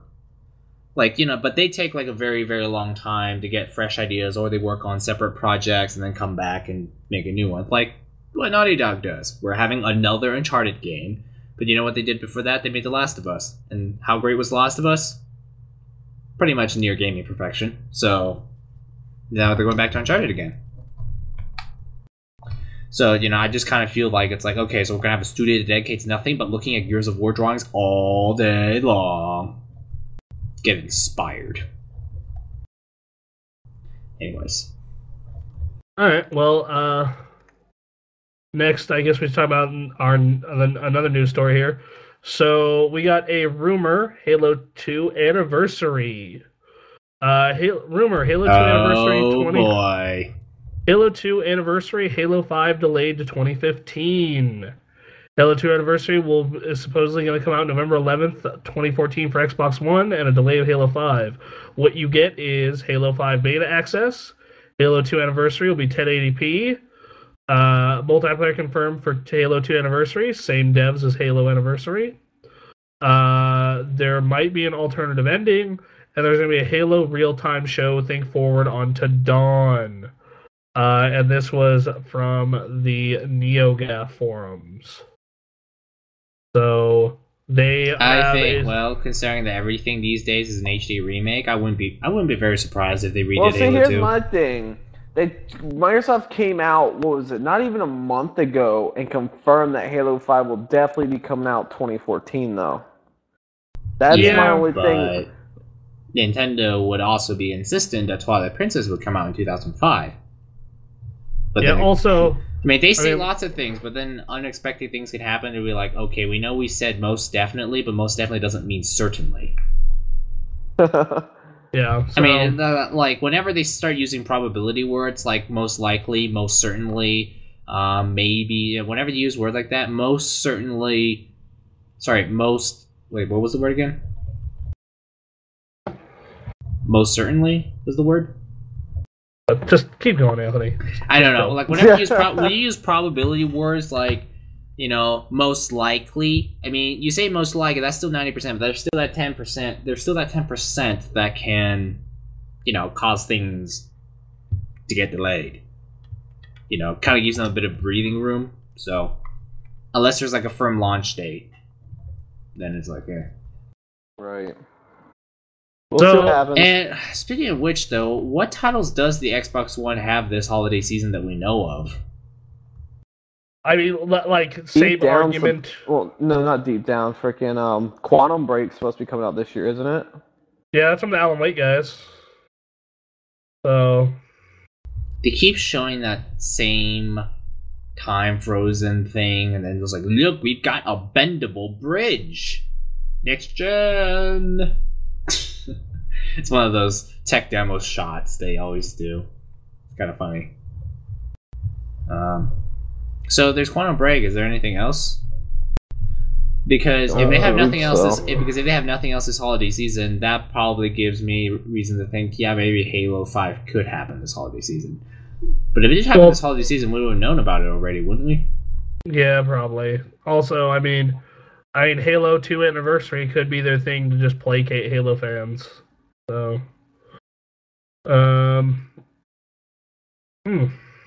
okay, so that's that. Anyone got any other news? One topic I want to think of, and I thought about it this week, and I want to get your guys' ideas. And for everyone listening, please let me know you guys think in the comments section. So, the topic's PlayStation Plus. So, PlayStation Plus began on the PlayStation 3. It was not required to play online games, but it was meant to offer free games, discounted titles, early releases, exclusive content, blah, blah, blah, blah, blah. Now we're in a situation where it's required to play games online. And yes, they're still giving games for free. The PlayStation 3, I mean, you can get BioShock Infinite, you can get Borderlands 2. Like, these are massive, awesome games that are just given for free. Now, my question is, the fact that it is now required to play PlayStation Plus, is required to subscribe to PlayStation Plus to play online, do you think this is going to in any way hamper what free games we get with the PlayStation 4? Because the thing about it, the only reason why someone would purchase PlayStation Plus before would be for the free games and the discounts. But now, one of the main incentives to get PlayStation Plus is to be able to play games online. So do you think in any way that because PlayStation Plus is required to play games online, that we might not see the quality of games released on PlayStation 4 for PlayStation Plus as we did with PlayStation 3? I don't think so. I think that the whole free online thing, that really doesn't affect it that much. I just think right now the reason that we're getting Don't Starve and Contrast is because there's not much out, and the really huge games are, they're still kind of new. Like, I mean, yeah, you're talking about, oh man, we're getting BioShock. Yeah, BioShock's like 9 months old, and then like, oh yeah, we're getting Borderlands. Like, Borderlands is over a year old. Devil May Cry is just a year old. So, I mean, I don't think it's going to affect it too much. I just think that, like first off, I am not opposed to more indie games. In fact, I think this is actually a good opportunity to expose more people to really rad indie games that they would not normally have played, like Contrast and Resogun and Don't Starve. Like, I don't, because Anthony, you will obviously have a PS Plus subscription with your PS4 to play online, and I mean, yeah, you probably won't, you probably won't you probably won't go out of your way to buy a lot of these indie games unless you're interested, but you may, but you probably play them for free, right?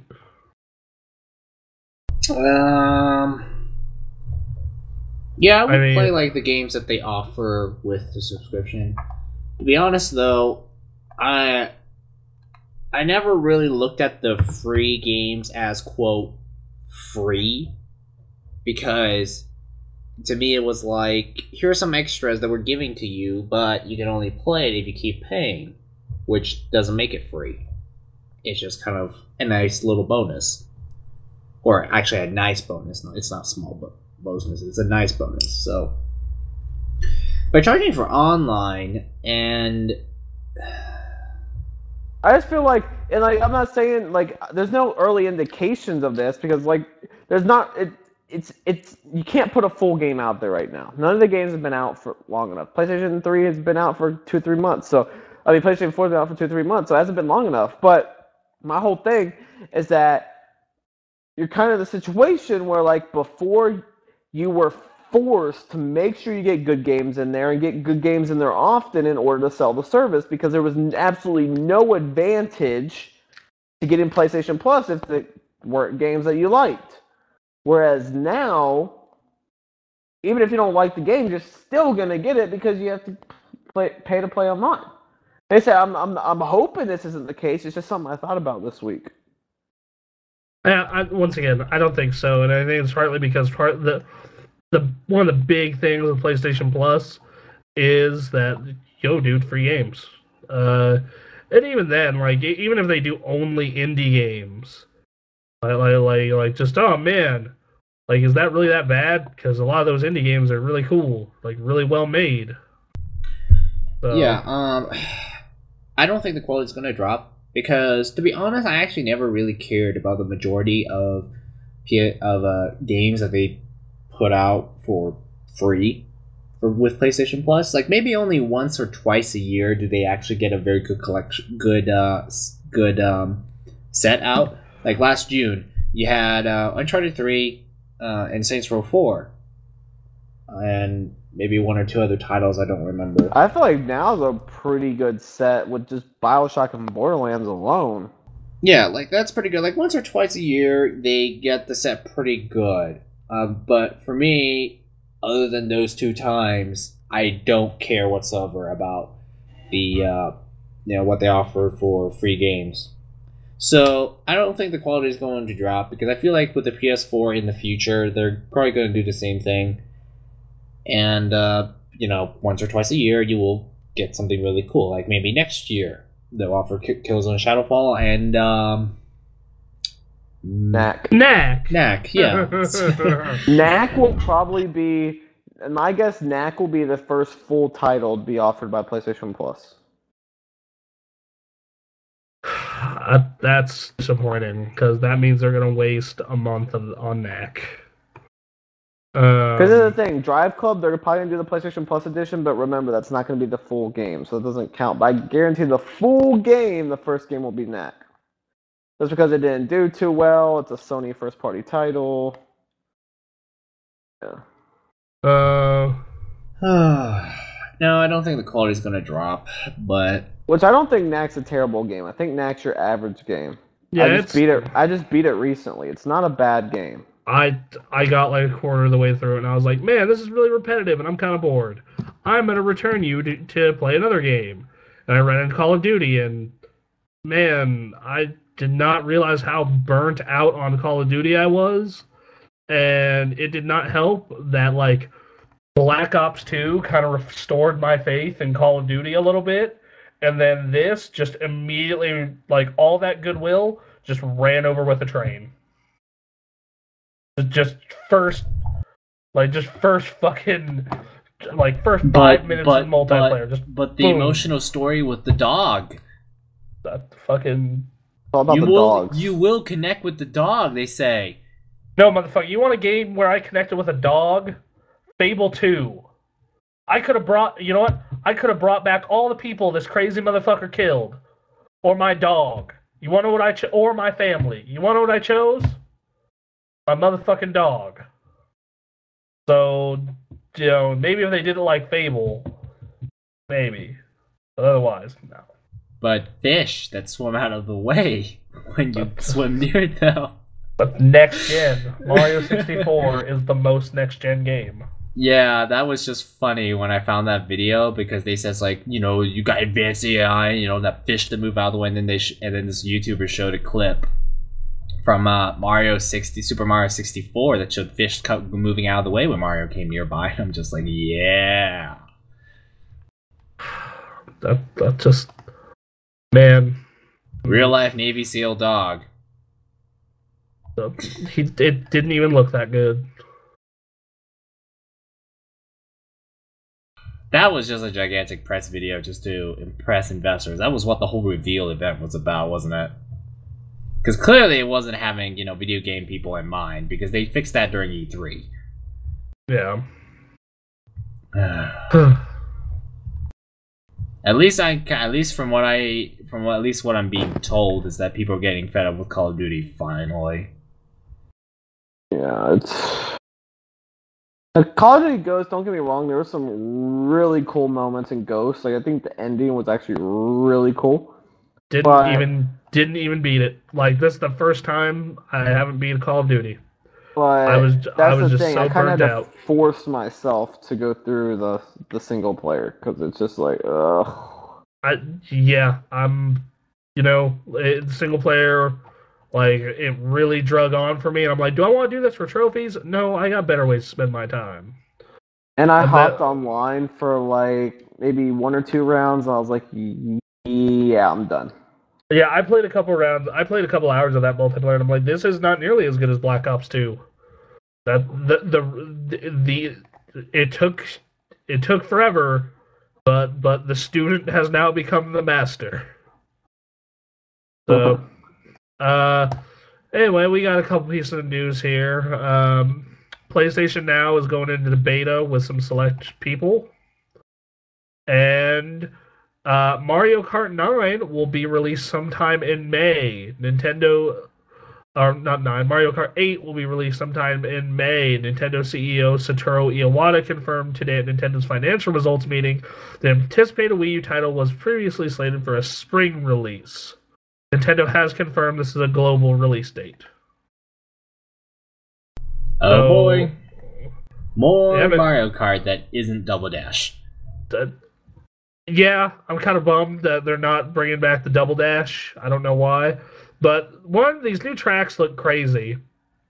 They're flipping you upside down. They're having you, they're also doing flying through the air as expected, but it's like, oh my goodness, they're just flipping everything over. I said it during E3 last year that I think this is their test for F-Zero.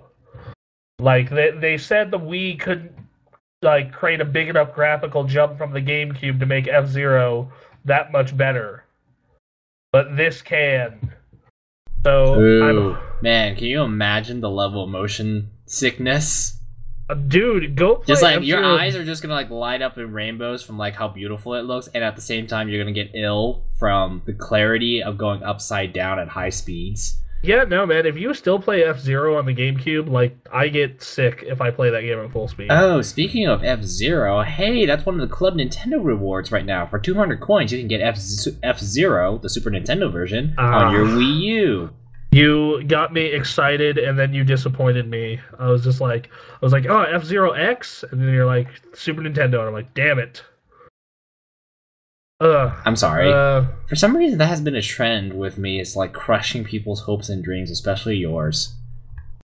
You know, stabbing jokes to death and whatnot. Yeah. I liked F-Zero X. I wasn't that big on the first one on the SNES, but okay. And then Sony is having a sale that'll probably... This podcast gets posted on Friday, right? Yes. Yes. Okay, you should all go on PSN right now because the following games are on sale. And if you guys are listening to this on YouTube, you should check by our website, thegameaccess.com, to make sure that you get the episode before it gets posted on YouTube, which is not on Friday. Yes. It's like Sunday or Monday. Yes, exactly. Come to our website first. Yes, exactly. And rate us 5 stars on iTunes and give us a thumbs up on YouTube. You can give us any constructive criticism as long as you give us 5 stars. Yes, you can call us a bunch of faggots as long as you give us 5 stars. Very constructive, indeed. That is the most constructive criticism. Consider it's probably one of the most common types of criticism. Haters, faggots. You were paid, money hats. Yeah, all that good stuff. Anyway, Assassin's Creed 4 on PS3 is down from $60 to $42. Assassin's Creed 4 Gold Edition on PS3 is down from $80 to $56. Contrast on both platforms is down from $15 to $7.50. FIFA 13 on Vita is down from $20 to $14. Gran Turismo 6 is down from $60 to $42. Injustice is Ultimate Edition is down from $50 to $35. The Vita version is down from $30 to $20. Killzone Shadowfall is down from $60 to $42. Knack is down from $60 to $42. Madden is down from $60 to $42. And Super Motherload is down from $15 to $7.50. Incredible deals there. Yeah, those are some really good games. And the prices on all of them. So, yeah, that's some good deals. That Injustice on PS4 especially. Yeah, I'm out of news stories, guys. You guys got anything?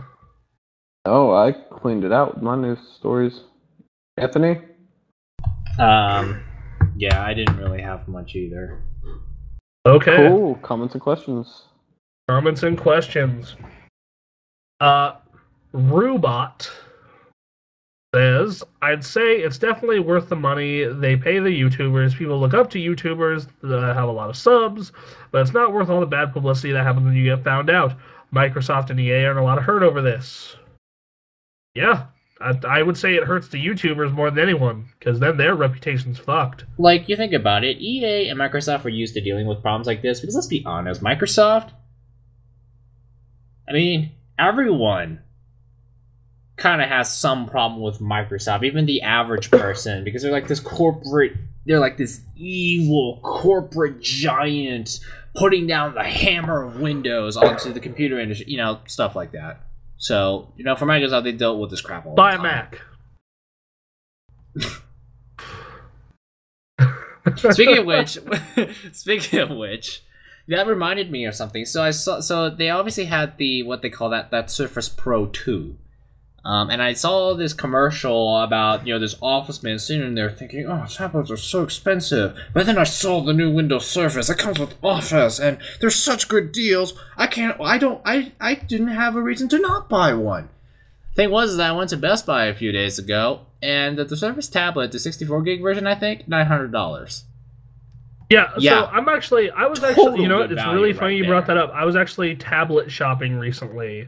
I was like, well, I'm not burning my tax return on an Xbox now, so maybe I'll look into a tablet, right? You know, maybe I can start reviewing them tablet games kids are all talking about.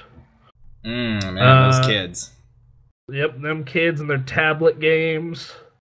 Back in my day, we had the game on these big machines. They were called arcades. Anyways, that's actually sort of before my time even, so yeah. You know, I don't know. We had arcades in Reno. We did, but it wasn't like the 80s, because I clearly wasn't alive in the 80s. Okay, yeah, or but like I clearly wasn't sentient enough in the 80s to to experience the arcade like it was in those glory days. Yeah, but I'm looking at some of these Surface tablets, and I was kind of like, such great value, says the commercial. Yeah, $900, they say. Yeah, says the Best Buy price tag, and I'm just like, what great value were they talking about? Because these things clearly can't run whatever power user stuff I do.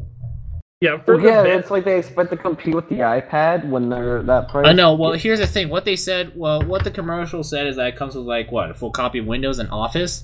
So you get an actual Windows operating system. But the thing was that it was like $900. I'm just like, I could get an actual laptop. It doesn't matter what it includes. It's the price. People are like $900 for a tablet. No. Look, people are paying $800 for iPads. So it can include the whole Adobe suite, and it's still. I mean, yeah, it would sell better, but still, the iPads would outsell it.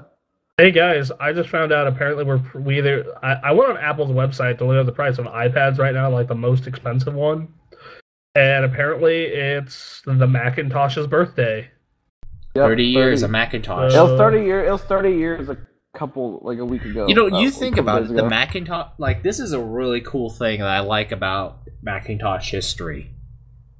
The Macintosh was first announced to the world during the Super Bowl in 1984, airing a commercial themed after the book 1984.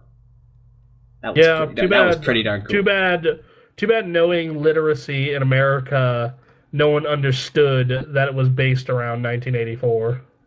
Yeah, but that was the very first time Macintosh was announced to the world. And, 30 years of Mac. The Mac is kind of one of those... Mac is like pretty interesting, especially like the late 90s models, those colored ones.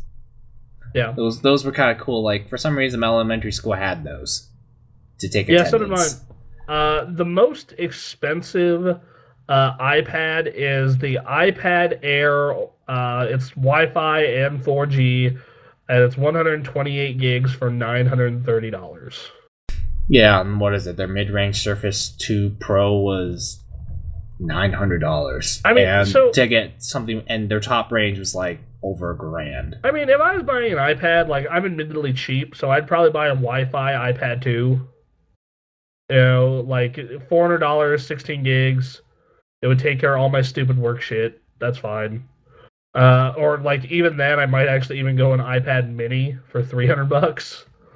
So yeah, But yeah, I was actually like tablet shopping fairly recently, and I kind of like I was looking at Microsoft Surface tablets. I was like, well, iPads are kind of pricey. Windows is always the cheaper alternative to Mac stuff, right? Like Windows phones are cheaper, PCs are cheaper than Macs, and then I started looking at Microsoft tablets. I'm like, oh yeah, God. I was shocked by that price. I'm like, this is the good value the Office man in that commercial told me about. Yeah, I was like, yeah, no, bro. If I do buy one, I'm in an iPad. Thanks. Cool. I'm like, oh, sure, yeah, I get Office and full copy, like an actual functional Windows operating system on the thing. But oh my goodness, if I wanted that, I would buy a laptop. Yeah, like I know that a laptop is not a tablet, but even then, you could get one of those kind of like those hybrids where your laptop can have like this fancy swivel screen to make a big tablet. That fancy swivel screen thing, like the Asus Transform or something like that.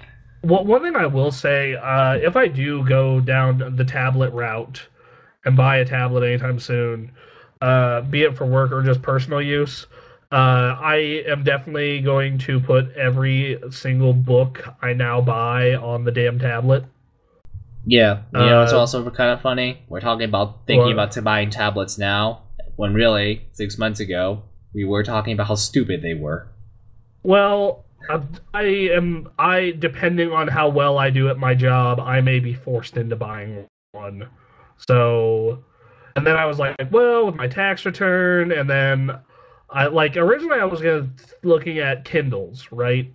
Because I was like, I just kind of wanted something to read books. I wanted an e-reader that had some internet functionality. And then I was like, well, I mean, they're not that much more expensive, and I have access to my iTunes library. And, well, yeah, fuck it. I just kind of was like, fuck it, why not? I'll go this route. especially because like an iPad Mini, you know, those things are not that small. Like they're a good size, and they're only $300. So I mean, Only $300. in the tablet world, in the tablet world, that's actually not too awful. Like for a good tablet. I don't know. We'll see how it goes though. I don't know, I'm mainly looking, but I say all this, and I know like once again, unless I just am destroying at my new job, I'm probably just gonna not like do nothing and not get a tablet and end up with a Kindle. So we'll see. But like I was saying about the whole, like once again, it hurts the publicity of the YouTubers more because they're the ones who like, you know, like if you're making $700 a month off YouTube, you know, and then you get this out about you, and like then like there goes your chance at living off of YouTube and being an internet personality. You just stabbed it in the heart by being involved with this. Either that, or it's going to take a long time to recover from it. Yeah. So, moving forward, we got J-Sway. Honestly, I think all companies do this in a way. They just find a better way of doing it so it doesn't make it public. Agree, it ruins the YouTuber's credibility. Yeah, it's called giving review copies and, like, letting them give their honest opinion. Like, or you do, you know, ads with testimonials. Well, yeah, I mean, like look at all like the headphones, like LeBron advertising the Beat headphones. Beats are garbage. According to him, he thinks the Beats are the best headphones. Well, of course he's gonna say that because he's paid to do it. You know, yeah. So. And anyone here should know that you should not buy Beats headphones. I'm telling you right now. You would be better off taping 2 subwoofers to your head. That's the most common description I hear of Beats headphones from someone who isn't, you know, a fan, is that you just got 2 subs on your head, which is not good. Yeah, but I'm pretty sure Audio-Technica, Sennheiser, Astro, all better options. Yeah, but I think what J-Sway meant is the bribing part. Yeah, I agree. I don't have proof of it though, but yeah, I'm pretty sure every huge colossal company bribes people in some way, and they're much better at hiding it. I mean, just imagine the scenario. Say you are a magazine. Print magazines going down. You're at risk of going bankrupt, and you know your employees are going to lose their jobs. However, this company comes along and they're willing to pay you a lot of money for a big advertisement. But in addition to that, they kind of want you to endorse a certain product. But this is essential to your survival. I mean, it's kind of like, since you are in a bad spot, we control you now, kind of frightening thing. But that could be a scenario of how such a thing happens. Hence probably why a lot of people are really quick to accuse that when something is viewed favorably, it's like, oh, you're being paid off because they paid your advertising bill and they're keeping you alive. That may be true, but they usually don't have proof of that. But, you know, I can understand where the suspicion comes from. So, yeah. Yep. So yeah, companies do they do it? I don't know. But some of them may do it, they just hide it. They just hide it really well. It's just we can't prove it. I mean, if we think it's happening, well, you're going to need to prove that it's actually happening. That's where the hard part is. Yeah. Also, that you have to be very good at hiding it too, if I'm honest. Like, you wouldn't ask us to hide something because, like, there are some people where if you try and fake enthusiasm, you could easily see through it. And, like, those who don't check for consistency, you can kind of tell, yeah, this guy, he's not a very good liar. So you have to make sure Like, the companies have to make sure that if you're going to hide this, you make sure the person's very good at faking it, too. Yeah. Anyways, that's enough for conspiracies today. Yep. Just so you know, everyone here is money hats. We're all paid off by Sony. Just the millions of dollars, right? Yep. I'm They airing pay out. for everything. They secretly paid for our capture devices, our microphones. They pay for everything. I really don't live in the man, hood that after shipment all. of 5 PlayStation 4s is coming soon, isn't it? Yep. Yeah, the average salary on the staff is 1.2 million a year. Yep. Aw, we're living the life now. Yep. I should make plans to move to Los Angeles soon. Yeah, I think I'm just gonna work remotely from Seattle, guys. I think I'm gonna buy a new mansion next week. My second mansion. Yeah, that'd be cool. Yeah, I think I'm just gonna buy like with all Sony TVs and Sony home theater systems and PlayStation 4s in every room. That's Man, actually their Sony products are so cool. I mean, you see their new commercial. They have this ridiculous thing where they have a camera that you can attach to your phone to make your phone a camera with like a big lens. And look, you know what? They're also sending me this cool little thing. They've got this headset that I can use to listen to music underwater. It's so ingenious. While I'm swimming in my massive pool within my house that's heated, I will be listening to music. Can't wait. Oh man, I also can't wait to buy my Ford Taurus, which comes with a Sony audio music system. What is the Sony tablet? Does anyone know?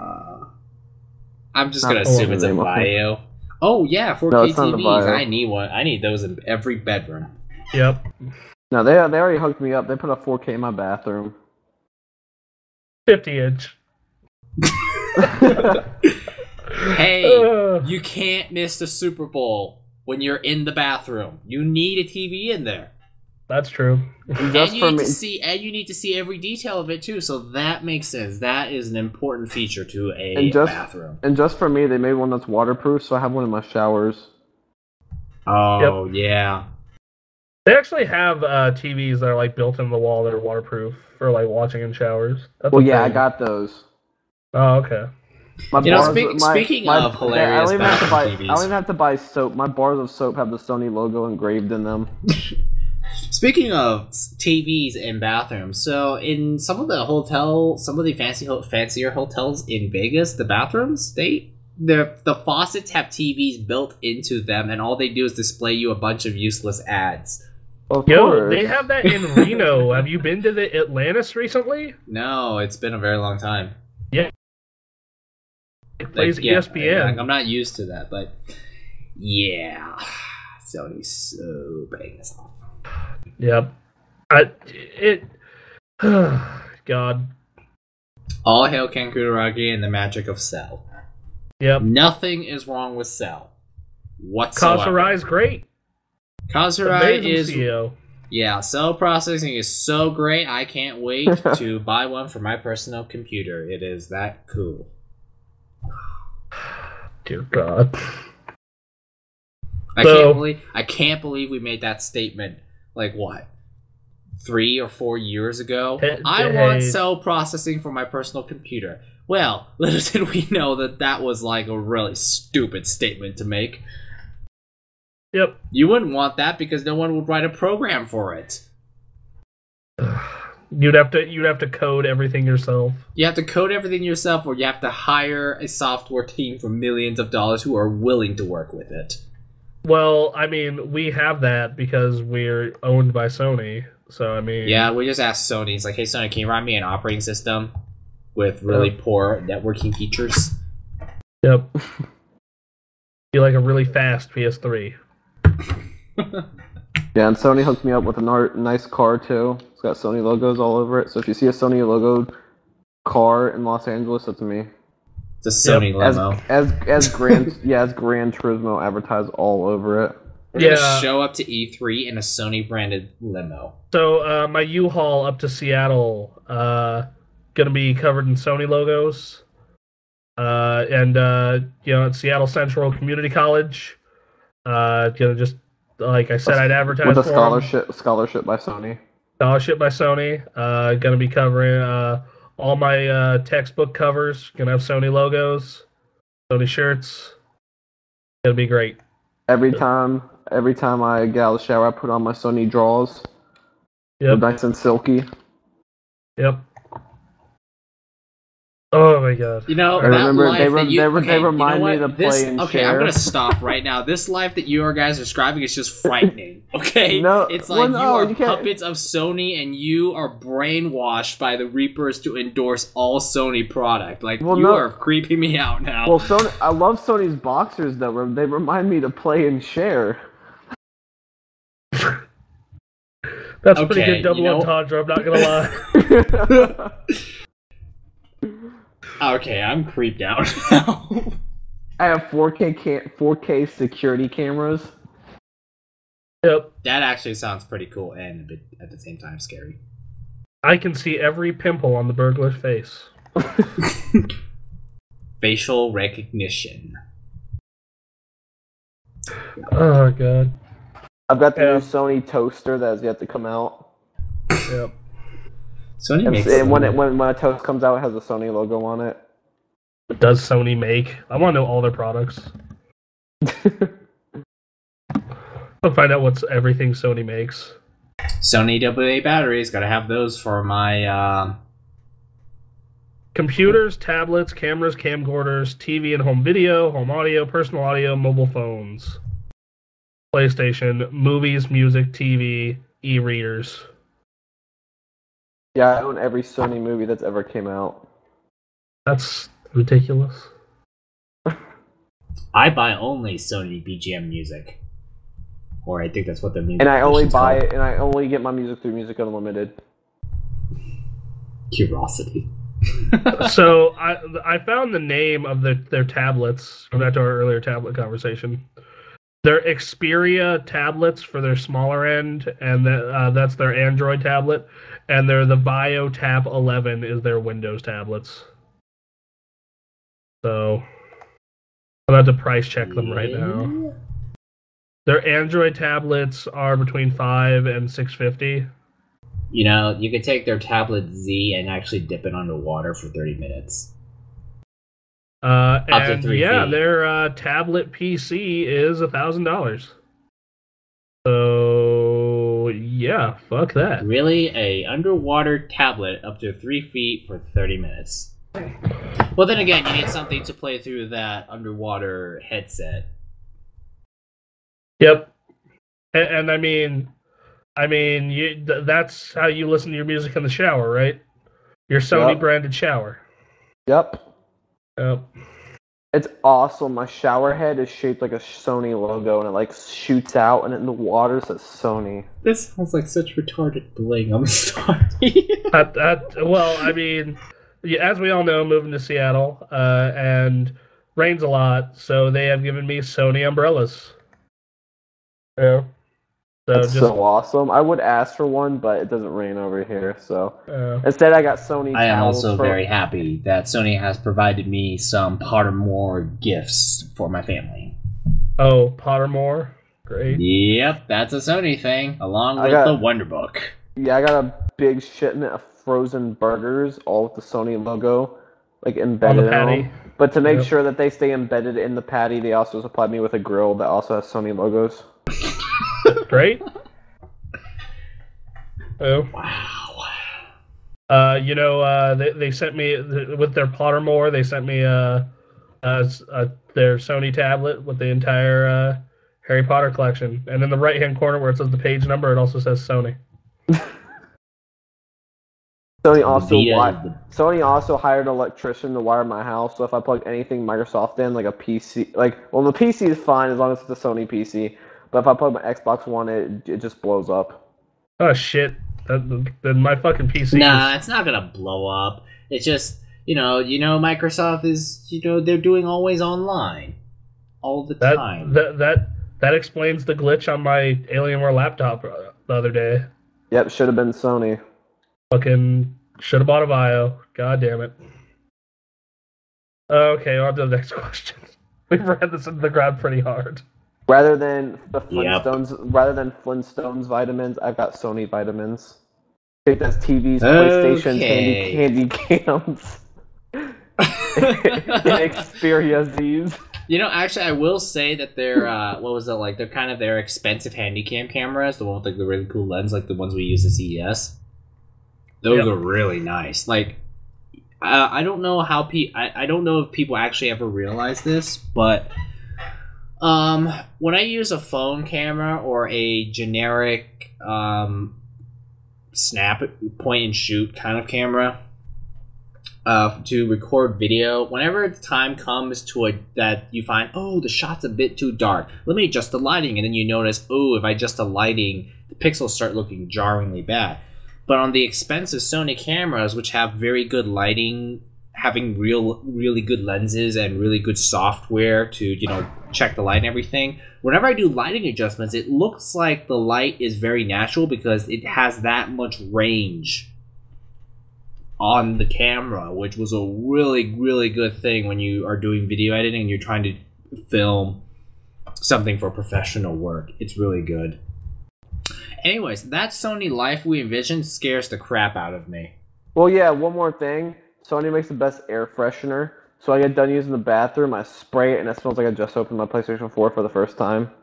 Ooh, the new you know what? I would be very happy if that was an actual thing. I love the new game smell and the new console smell. I love the new console smell. I love the new car smell. You don't get those very often. That is such a rare thing. Well, but, you see, Sony hasn't invented a car yet, so I don't have that air freshener yet. I mean, Sony did put their audio systems in Fords now, or something like that. But anyways, that's Sony life. On a serious note, that Sony life sounds just outright frightening. Because it's like you just kind of sit on the top of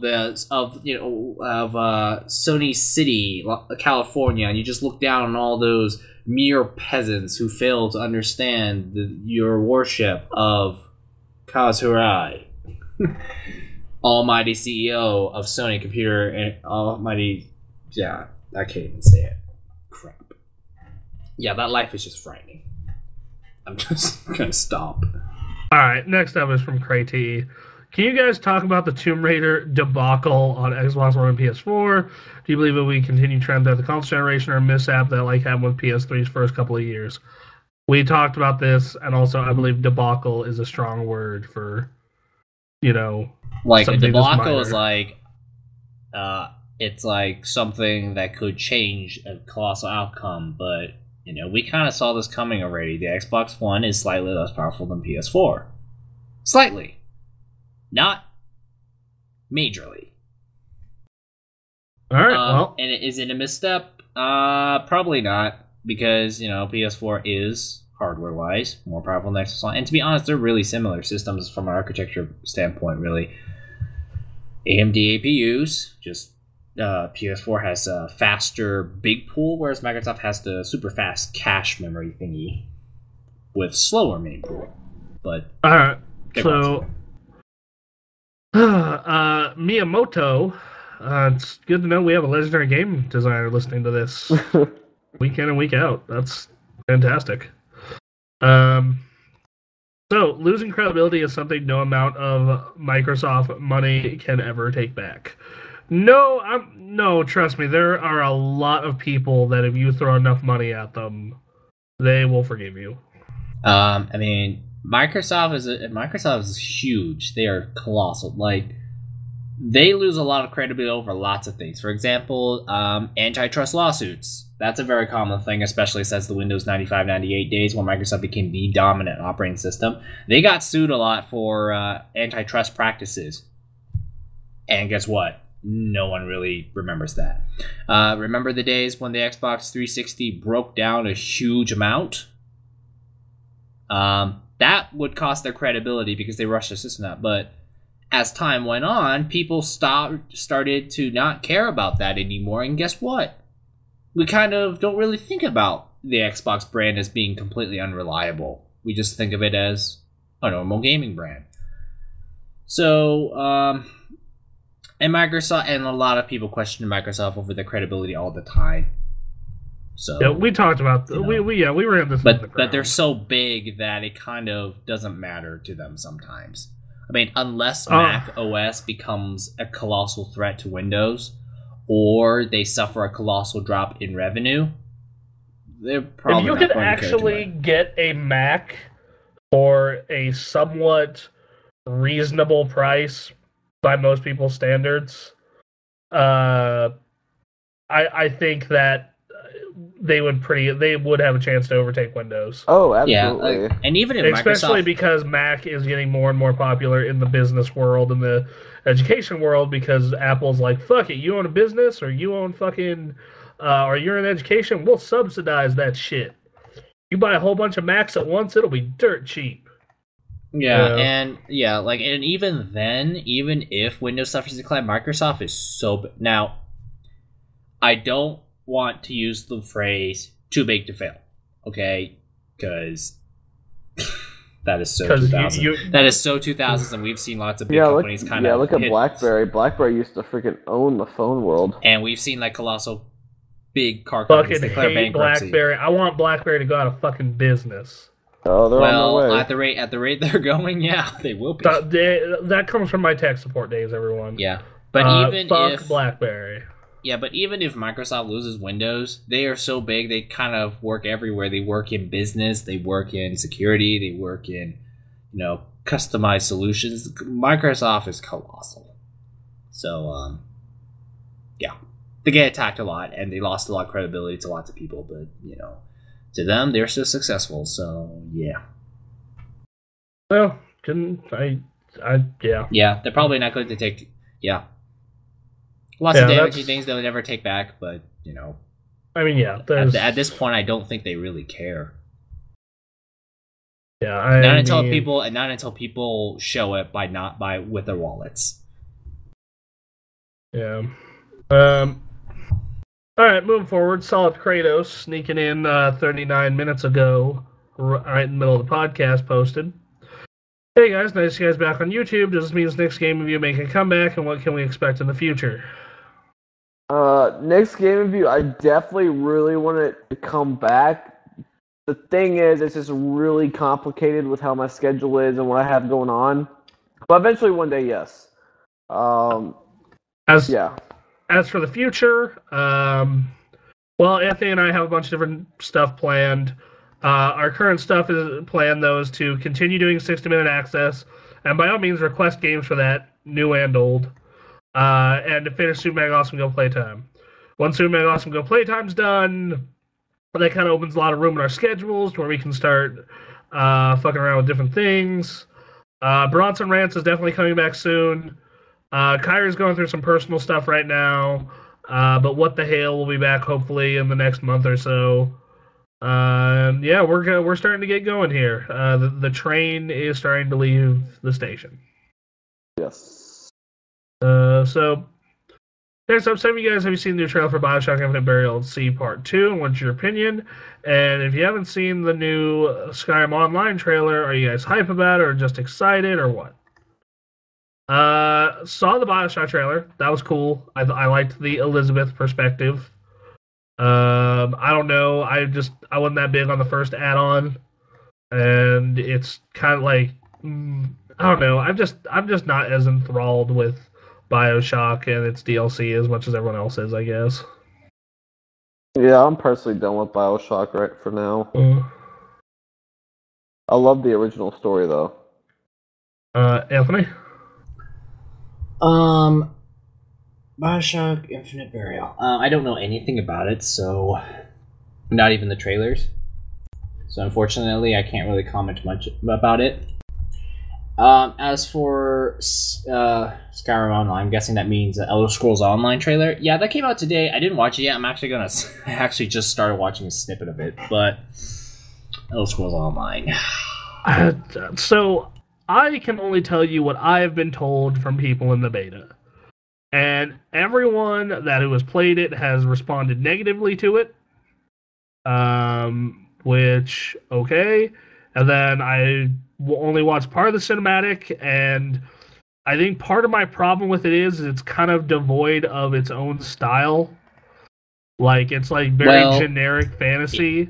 So it's a lot like the original cinematic they put out a while back. Yeah, I can talk about the original cinematic because I watched it. My biggest problem with the original cinematic was that It didn't feel like Elder Scrolls. To me, it looked like the most generic fantasy CG cinematic I've ever seen, because it felt like a mishmash of EverQuest, Dragon Age, Warcraft, and Elder Scrolls mixed together into one generic cinematic paste. Well, I think my problem with it is like, when you look at Final Fantasy XIV cinematic, you know it's Final Fantasy. Flat out, you definitely know it's Final Fantasy. Like, and if you look at Warcraft, you know it's Warcraft. Yeah. There, you know, when you look at it, it's like, yeah, that is definitely the Warcraft style. No mistake, that is the Lich King kind of thing. Yeah. You know, this, like, I'm watching it right now, and it kind of looks like Lord of the Rings meets, like, a little bit of Warcraft, you know, with a little bit of Diablo, maybe? Maybe a bit of Dragon Age, actually. Yeah, so I'm kind of just... You know, and then from what I've heard, like I said, I know people who are playing the beta, and they haven't had high hopes for it. In fact, I posted a news story to it on my friend Quinn's page, and my friend Matt said, "Have you guys played it yet? I've been invited to the 2 beta events so far, and they were both terrible." You know, quote. So, yeah, that's kind of... Okay, so I'm like watching only like just random sections of it right now. Is this Elder Scrolls? It seems like... How should I put this? One of the things I don't like about MMOs, in general, is their cinematic trailers. Why? Well, as cool as they are, I don't feel like they are a good representation of the actual game. That includes Final Fantasy XIV. That includes World of Warcraft. And I think that also includes Elder Scrolls Online. Why? Because, let's say, with the case of Blizzard and Final Fantasy, you have so much money to spend on beautiful, immaculately conceived visual fidelity that it kind of doesn't really represent what the game actually does. It just kind of represents, this is the experience we're giving you, but we're making it so glorified, like a Lord of the Rings movie, that I just feel a disconnect there. Every time I watch a work, like, maybe the closest that the connection ever came was the Wrath of the Lich King trailer, because that connected to Warcraft 3. And that was the ultimate goal at the end of the Wrath of the Lich King, when you go after the Lich King. That was a pretty good connector there. But most of the time, it's just one gigantic glorified field fight with special effects everywhere and tough, enduring battles. And what happens is they all kind of look the same. Oh, like, except, you know, they all kind of look the same, with the exception of, you know, their franchise art styles. You know, Final Fantasy having the traditional fantasy art style, and Warcraft having traditional. But if you take those away, they just all have the same fight scenes, the same epic climbs, the epic boss fights, the magic flying everywhere. You know, to me, they all kind of look the same. In the case of Warcraft and StarCraft, at least you have, you know, the character connection. So in the case of, like, you know, the Burning Crusade, you are not prepared. And yeah, like you know, like Blizzard at least kind of put some effort there, and what you saw in the cinematic was going to be, you know, it tied to the game somewhat, but even then it was like, cast magic, swing the axe, enemies approaching, flail your staff and slam it on the ground. Oh, you've got the earthquake. So I would say, like, Deathwing was probably the closest to actually affecting the game, because everything he did in that trailer ended up, you know, causing that was actually literally right before he got back into the game. So, yeah. I'm actually watching the StarCraft 2 Heart of the Swarm trailer, and I'm just like, God damn it, Blizzard, you just need to make fucking movies already. No. They don't. Like, seriously, go watch the Heart of the Swarm trailer. Just looks unbelievably good, and it should be a movie. I mean, the CGs bother me so much. I mean, I think it's fine because like it doesn't bother Blizzard me as at much. least makes some connection, but to me they're just Like, what's interesting is that these things are supposed to appeal to me because I kind of dream these ridiculous, cinematic experiences sometimes. I mean, I dream of it, but every time I watch it, it's like it all feels the same. It's all just glorified hype material, and the game is never gonna feel as cool as this cinematic trailer right here. I argue against that in the case of Final Fantasy and in the case of Warcraft. I don't know. Even Final Fantasy 13 drives me insane right now. I played Lightning Returns of Final Fantasy 13 a couple nights ago, played the demo, and that drove me insane. Because it was like, you got, too much visual effects flying everywhere to the point where it's doing absolutely nothing to, change the fact that I'm playing a game that I'm not really liking right now. In the case of, like, looking back at Blizzard, like, at least they've always done it. There were cinematics in Warcraft 3 like that. Yes. And then there were cinematics in Warcraft 2 like that, and those were hilarious by today's standards, by the way. Hey, 2003? 4? Oh, yeah. Oh, I don't mean those. The ones from Warcraft 3 are fine. I'm talking about the ones from Warcraft 2. Oh, those. Yeah. Like have you seen the CG that they made for Final Fantasy 4 for the PlayStation 1? Oh, yeah. Sure. I saw a YouTube comment that said it looked like some college CG project. But yeah, so Elder Scrolls Online. I watched only snippets of it, and you know what? It's kind of telling me this is a generic paste of Elder Scrolls. It's not like with Skyrim where it was like, ooh, you are Dragonborn. That's pretty freaking cool. At least like the Dovahkiin promotional material was kind of cool. Man, I am whereas the Elder Scrolls, every time I see a cinematic, it's like, this is generic MMO Elder Scrolls paste. Okay, Weird. I'm going to send you this Warcraft 2 intro cinematic, and you are going to laugh so hard. Hey, it was like what? 1995. Not oh dear. Is it like barely better than Sega CD live action BS? I would say it's on par with the PlayStation 1 stuff. Okay. Well, okay. Maybe a little better. Okay, so worse than Final Fantasy VIII, definitely, right? Yeah. Actually, it is worse because let's be honest, they have an unlimited budget at Square Enix. I would say Final Fantasy VII seems about right. Okay, well, how awful is this? Yeah. Anyway, so I just want to move forward now that we talked about it. Yeah. All right. Fine. All right. So next question is, what is your opinion on Michael Pachter opinions in the past week? Him saying PS Vita will die a slow and painful death. And I agree. And I skimmed the article he sent. I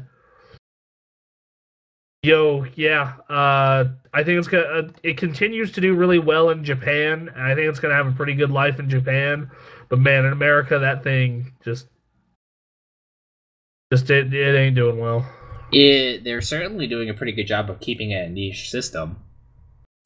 Like, a bunch of great games came out we're going to make it a niche system by saying this is a full-on powerful gaming portable, which already kind of restricts your audience because whereas the 3DS is a gaming system that kind of works for everybody, almost everybody, the Vita just kind of like, this is a game, this is the enthusiasts gaming portable that isn't as hardcore as the Nvidia Shield. So you have a pretty limited audience there, and then they proceeded to, okay, so a lot of games we're bringing over are lots and lots and lots of RPGs, which is great if you're like me, and it's also great for your customer satisfaction. I believe it was like, what, a 91% customer satisfaction rate for that system? Yeah. Like, that kind of stuff sounds like GameCube kind of stuff, which, by the way, I read this IGN article about Nintendo's hardware sales and software sales. GameCube had an attach rate of over 9. which is very good. So that's like, I believe that means on average, for every GameCube sold, 9 games were sold, which is very good. But yeah, so you have very good customer satisfaction. The thing is, I think just being a niche product and the fact that it just isn't on anybody's mind, really. I mean, it's on our minds because we pay attention to this stuff, but for the general public, it's all about PlayStation 4, Xbox One, still some attention for the PS3, a lot of attention for 3DS, and a little bit for Wii U, but between the Wii U and Vita, as far as a competition for relevancy, at least ever since Nintendo's, financial report saying that the Wii U isn't really doing too well, the Wii U has actually been getting more publicity and people are actually talking about it, so it's kind of actually moving up from irrelevancy, at least for the time being, whereas the Vita just completely under the radar right now. Yep. Alright.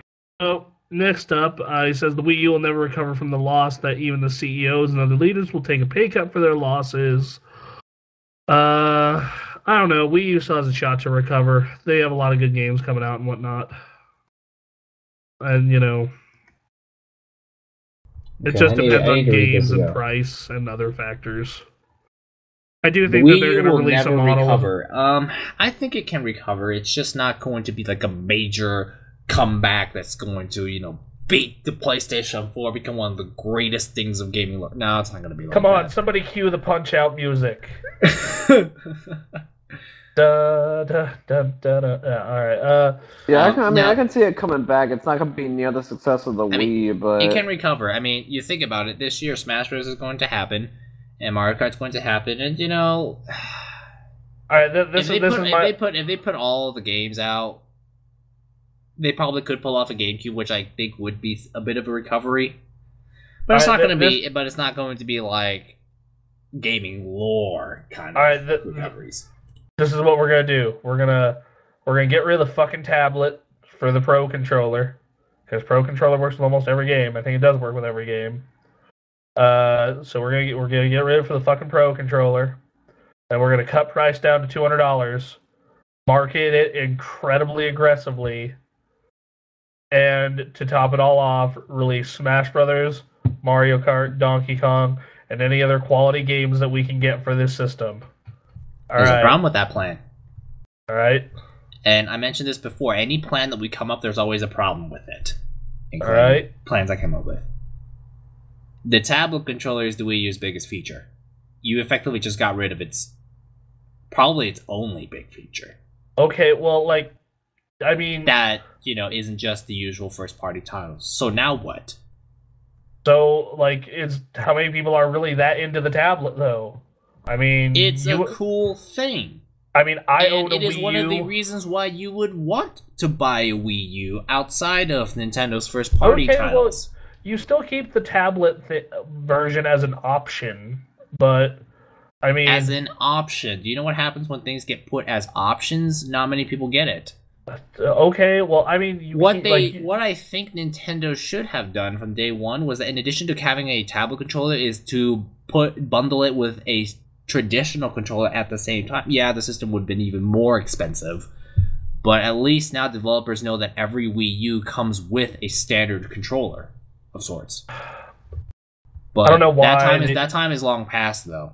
I have a dream, and Anthony, don't interrupt me during this. I have a dream where Nintendo somehow did what they did with the Super Nintendo, where they come out with a system that is comparable, if not better, than its competitors with power, comes with 2 fucking normal-ass controllers, and one of, if not the greatest games of all time, built specifically for that hardware. But fucking that's fucking pipe dream. That said, I don't know. Well, even then, that plan doesn't work. Or there are lots of things that can go wrong. Yeah. Back in the early 90s, the only thing you had to worry about was games and building the hardware. Today, you have the internet. That changes a lot of things. Microsoft is huge. Sony has a lot of resources. They both have the manpower to make great online services. Nintendo doesn't. I mean, I read a story how Nintendo's online developers have not even tried PSN or Xbox Live. That probably tells, yeah. And what is one of the biggest things about gaming today? Online gaming. So, interesting news coming in right now. Have you guys heard about the rumored Xbox One bundles to be announced at GDC or DICE? Well, what kind of bundles are they?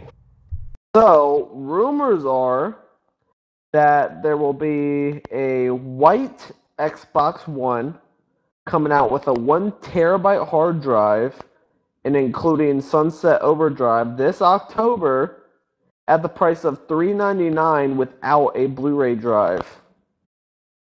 There's also reports that there will be a Titanfall bundle, but there's no word on whether that one's I'm not gonna lie. If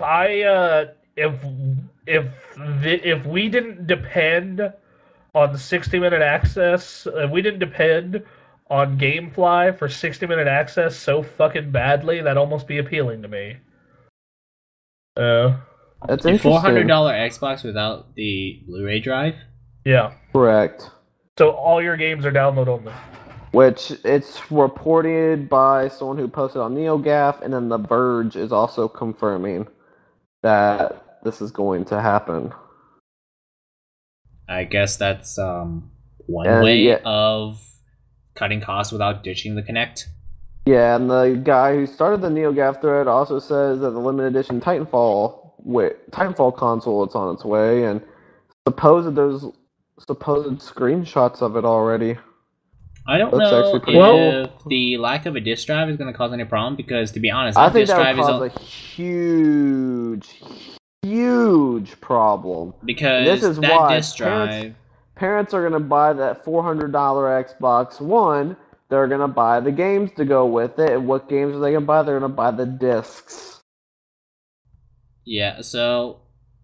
That's the disc drive, as far as I can understand, is movies and installing games, right? Yep. So, losing the... Okay, so if you don't watch Blu-ray movies on the thing, because your household probably has a billion different Blu-ray players, including the PS4 and PS3, wink, probably not as big of a loss from a software standpoint. I mean, you just have to be a lot more patient, because when the time comes to download that 40-gigabyte game, your internet connection better be ready. Big time. And you better be informed that it doesn't have a disc drive, because like I said, parents go in, Xbox One 400, Xbox One 500, I'm going to get the one for 400. Oh, Billy wants Halo 5 to go with it, and he wants Titanfall, he wants this, let me go ahead and buy the games while I'm here. Yeah, that's like the other thing too. The kid opens it, guess what, you can't return to the store when it's open, why won't the disc go in? Yeah, if you are at GameStop, I'm sure that they are smart enough to definitely tell you that, look, this does not have a disc drive. However, I don't think that's going to happen at a Walmart. Well, yeah, you go to Walmart or Target, and I don't know. I mean, without a disc drive, yeah, that's going to be a problem, because a lot of games today are still sold as physical copies. I don't buy my games digitally. Wall for my games 3DS. are also sold digital, though. A lot of games are sold digitally, but they haven't shifted 95% into digital sales yet. And internet speeds have not exactly reached the point where it is more convenient to download than it is to buy a disc. I'm gonna tell you, if I were to download a 20 gigabyte game or a 40 gigabyte game on my current internet connection, which is actually a really good generous speed, yeah, it's gonna take a while. Yeah. I mean, yeah, digital sales, yeah, they're catching up. Like, for example, I would actually buy all my games digitally for the Wii U, believe it or not, because I'm crazy. But yeah, you are nuts for doing that. Like, I am nuts, but at the same time, I'm just like, I already have Wind Waker digitally anyway, so might as well go full stupid on it. Without disc drive, For portables, rumor, I think if you went all digital with portables, I think it kind of makes sense because for one thing, it actually is a very nice benefit to not have to swap game cartridges all the time. Very nice. But for consoles, don't think consoles are really just there yet because if Microsoft somehow manages to sell a huge amount of these discless systems, oh man, Halo 6 is coming out, but I can't purchase it until day one. So day one happens, and assuming that the online store doesn't break, you have to hit buy. Hold on, you do what Steam does, where you preload it. Okay, never mind then. So but Microsoft is too fucking stupid to do that. But if you preload it, wouldn't it mean that people are trying to break into your Xbox and then play it early, which would then cause problems? Okay, well, same thing with Steam. Same thing with Steam, yes, but it's not like the biggest blockbusters of Halos and, Gears of War get launched on Steam. Yeah, but is that really any different than motherfuckers who, like the dude at the GameStop who sold copies early on accident or on purpose because he was tired of working at GameStop? Like, or, That's not really the same as like kind of like breaking into the system and then sharing the file on the internet, if somehow it gets that far. Well, yeah, but... Yeah. Don't really think the game industry is really ready yet for a diskless game system. We'll see what happens. Yeah, we can see what happens, if it's true. But they're talking about that one launching in October, November with Sunset Overdrive, so we may not hear an announcement about that until E3. Assuming, because there's rumors of Titanfall, and the images look pretty legit for the Titanfall bundle. So that we might hear about it like GDC, but I don't think they would announce a Xbox One without the Blu-ray drive quite yet. They'll probably announce that it'll probably come with Titanfall, and it'll probably come out. It'll probably launch at $500, and they'll get a lot of those sold. It'll come with Titanfall for $500. Now that makes me want to reconsider my tax charge. It's like, well, if I can get Titanfall with it. Well, yeah, I'm sure there's a ton of people on the edge. What better way to include the games? Maybe some people are like, well, I have a PC. Well, Xbox One includes Titanfall. They're like, oh, wait a second. Yeah, like... I mean, smart for Microsoft to do that. If it includes Titanfall... Oh, man. See, the thing is, though, is that's very similar to the Wii U thing, where it's like, oh, well, it includes Zelda. That's neat. But then they said it includes Zelda, and we're dropping the price $50. That was like, oh, well, fuck, sure. Alright, anyway, final part of Kratos' thing. His question. Finally, I played through about 4 hours of DMC, and in my honest opinion, it's okay, but Aaron is definitely high, as the soundtrack is terrible, and I ended up listening to your new Raid episode on YouTube, and we listened when the cutscenes, but that doesn't ruin the experience, because there's some interesting parts and funny moments, but there are parts like the intro I'm just like, this makes me not want to play this game. Though it's an okay game, not that hard, but I still can't understand why you guys put this game in the top 10 games 2013. Maybe top 20, but not 10. So, yeah. Well, Aaron said that in his top 10 video that to understand why the game is so great, you needed to be him. And we are not him. So we probably will never understand why Aaron likes the game so much. I am going to call him sometime this week and have an in-depth discussion with him. But yeah, this. The music. Yeah, I think I said this in the last episode, but man, Aaron wrote down in the paragraph that I was going to narrate in the top 10 video, great music. So I didn't know the DMC soundtrack that well, so I went up and looked for some music for a top 10 video. I was like, normally video game music is really cool and I'm quite open, but what the hell is this? Literally, I don't think I ever went like that with any video game music before. Normally it's like I don't care or I like it or I love it, but it's like, what is this? Yeah, what is this? It was just like, oh my goodness. Like, I've heard dubstep before, and I thought that was chaotic enough, but at least it had a bit of structure to it. But this is just like, I don't know what they were thinking. Like it was like probably a bunch of middle-aged music composers who listened to dubstep for the first time and think, you know what, let's try and outdo it, and just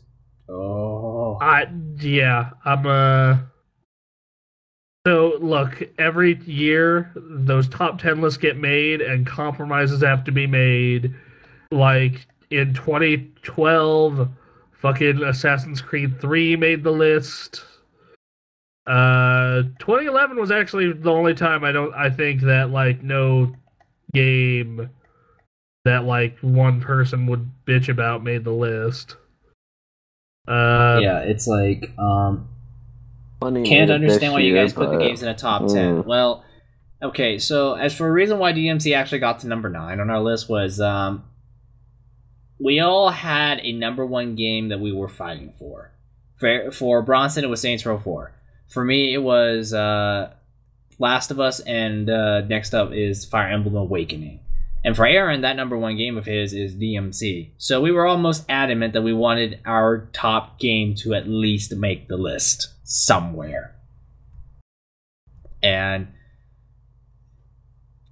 I don't know I forgot how Saints Row ended up at number 10. But it's below DMC, but there was some bargaining thing. Yeah, like that I let that go because I was like, you know what, I'm gonna have to argue why Pokemon is stupid later. So and at least Pokemon was actually good. And we understand why it's good, and we respect that, and we respect the game. Whereas DMC, we're all just kind of sitting there, just baffled. Yeah, Pokemon was a great game. Like I fucking like Aaron held. So I know the 2 games that I held on to that were just gonna be hard pushes were Guacamelee and Saints Row, and Aaron's was Pokemon and Devil May Cry. Like I thought Pokemon was an amazing game. I thought it looked great, it played great, but at the end of the day, I also thought like, motherfucker, it's Pokemon. Like it's more Pokemon, and just god damn it, like. Granted, it's a really well done Pokemon, but like, come on now. And Aaron's love of Pokemon kind of put it there, and the fact that Pokemon was really well made. And the fact that Aaron just loves the crap out of Pokemon got that put on there. Yeah, but still, DMC was like, what? Yeah, that one. That one I think is like when we go. I thought that it was like one of those. Oh, this game is just very artistically different, and I just don't click with it. Totally understandable. Lots of games are artistically different, and I don't click with it. Yeah, but no, I typically like that style of game. Yeah, but DMC was kind of like one of those, I just don't get it. I mean, I'm not fuming about it, unlike some people that decided to rage on the internet about Dante's new look. Yeah, that didn't bother me, actually. Yeah, that didn't bother me at all. I mean, I wasn't really a fan of DMC, so I don't really care, but to be honest, I described new Dante as the generic, seductive young man with a dark past who is in a Disney boy band. Or a Nickelodeon boy band. That's how I described Dante back then. Because he just kind of had this look that appealed to fangirls. So I looked at the gameplay and I looked at the art style. I was like, you know what? This game is artistically daring. That's probably something that I actually liked about it, was that the art looked daring from what 1 hour I saw of it on 60-minute access. I would say that as someone who played more of it, there are points where I'm like, oh, this is really cool, and it has a message to it. And then it has points where I'm like, man, this looks like something a 15-year-old My Chemical Romance fan that shops at Hot Topic would really like. And it probably does fit the description, but you know what? No other game had that kind of look to it. Yeah. Ever before. Like, I'm actually kind of okay with the art style. Daring. Pretty cool. And then I proceed to listen to the soundtrack for the first time. Oh, wow. Why?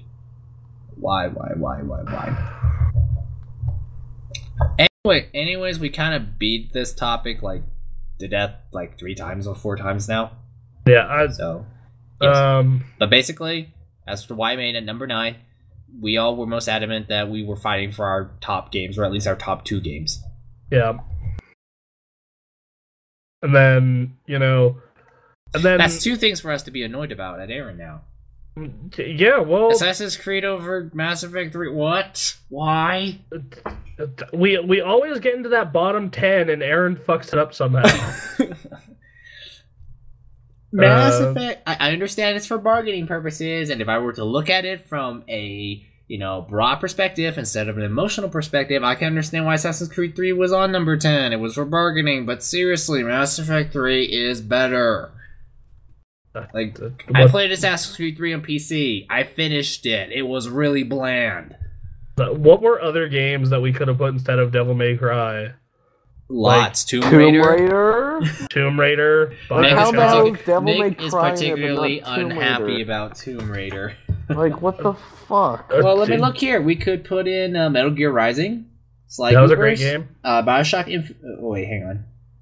Yes, Bioshock Infinite. Would have been good. Bioshock Infinite, Injustice, Animal Crossing, Project Crash Zone, Dragon's Crown, The Wonderful 101. In short, a million games could have went before Devil May Cry. So Tomb Raider was an interesting thing because originally we were trying to. Tomb Raider was in the top 10. We were trying to place it, but we were like, okay, do we put it at number 10 because no one really wants to back it? What happened was oh, I don't want this game getting higher than this. We don't want this game because we were arguing about our personal games. And then we realized that the one empty spot left for Tomb Raider was at number 5, and it was there because it was the least offensive. And then I was just like, okay, there has to be another game that we can put at number 5. And then Bronson remembers Dota 2. And Dota 2 is... Look, if you played Dota 2 for any lengthy amount of time, you know why it made the top 10. Oh. It's kind of on it's like Dota 2 and Ni no Kuni were on that list mainly out of respect.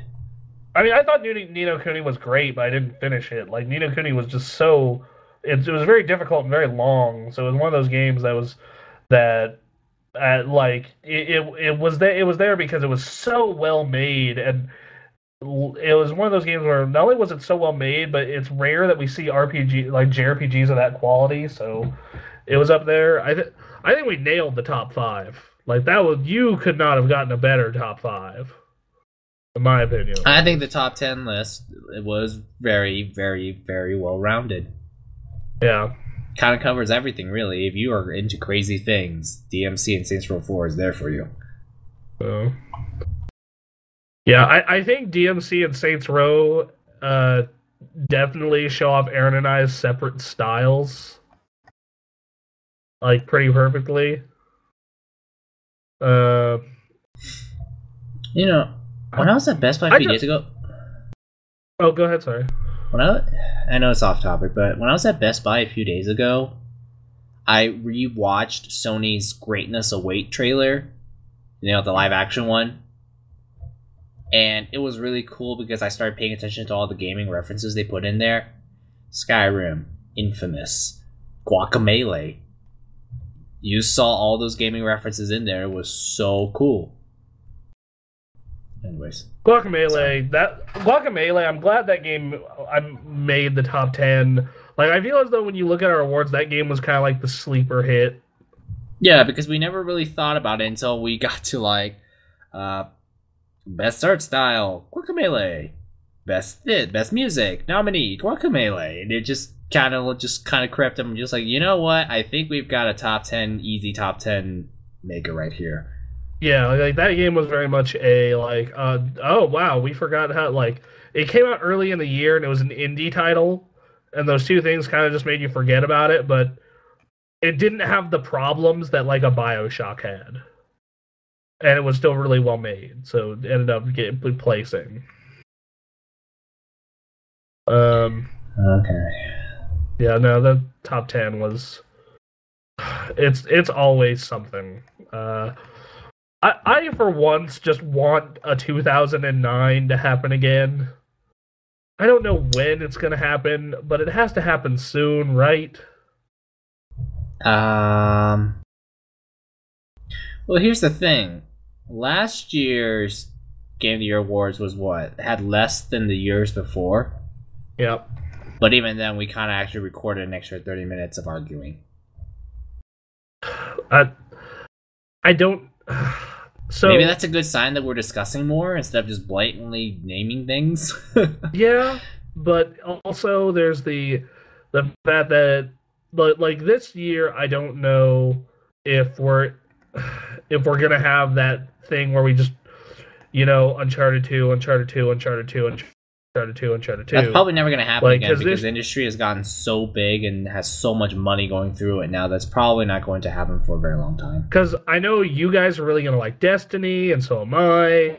But I'm going to like Bayonetta, and then Nick, Nick, you'll probably really get into Titanfall, and Anthony is going to like some fucking weird game that is like that's weird, but like I don't click with for some reason, and just or it's very traditional and very plain by Bronson's Unicorn World of superhuman powers as president of Unicorn Land.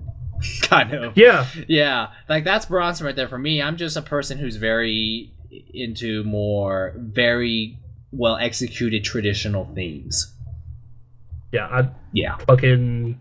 Like right now, we did our most anticipated, and yeah, Bronson, you found my number one really surprising, and I don't know either, but that's the closest. Yeah, and then Nick's I read, and I expected it, and I haven't read. And Bremen, what the fuck is Bremen's? I have his English here. English. Yeah, okay. Bremen's kind of makes sense for Bremen. It's definitely not. It's definitely a game no one else would put. And he's actually reviewing it. And then mine, like I don't know what Kyrie's is yet. And then mine is, it's not expected, but it kind of is at the same time.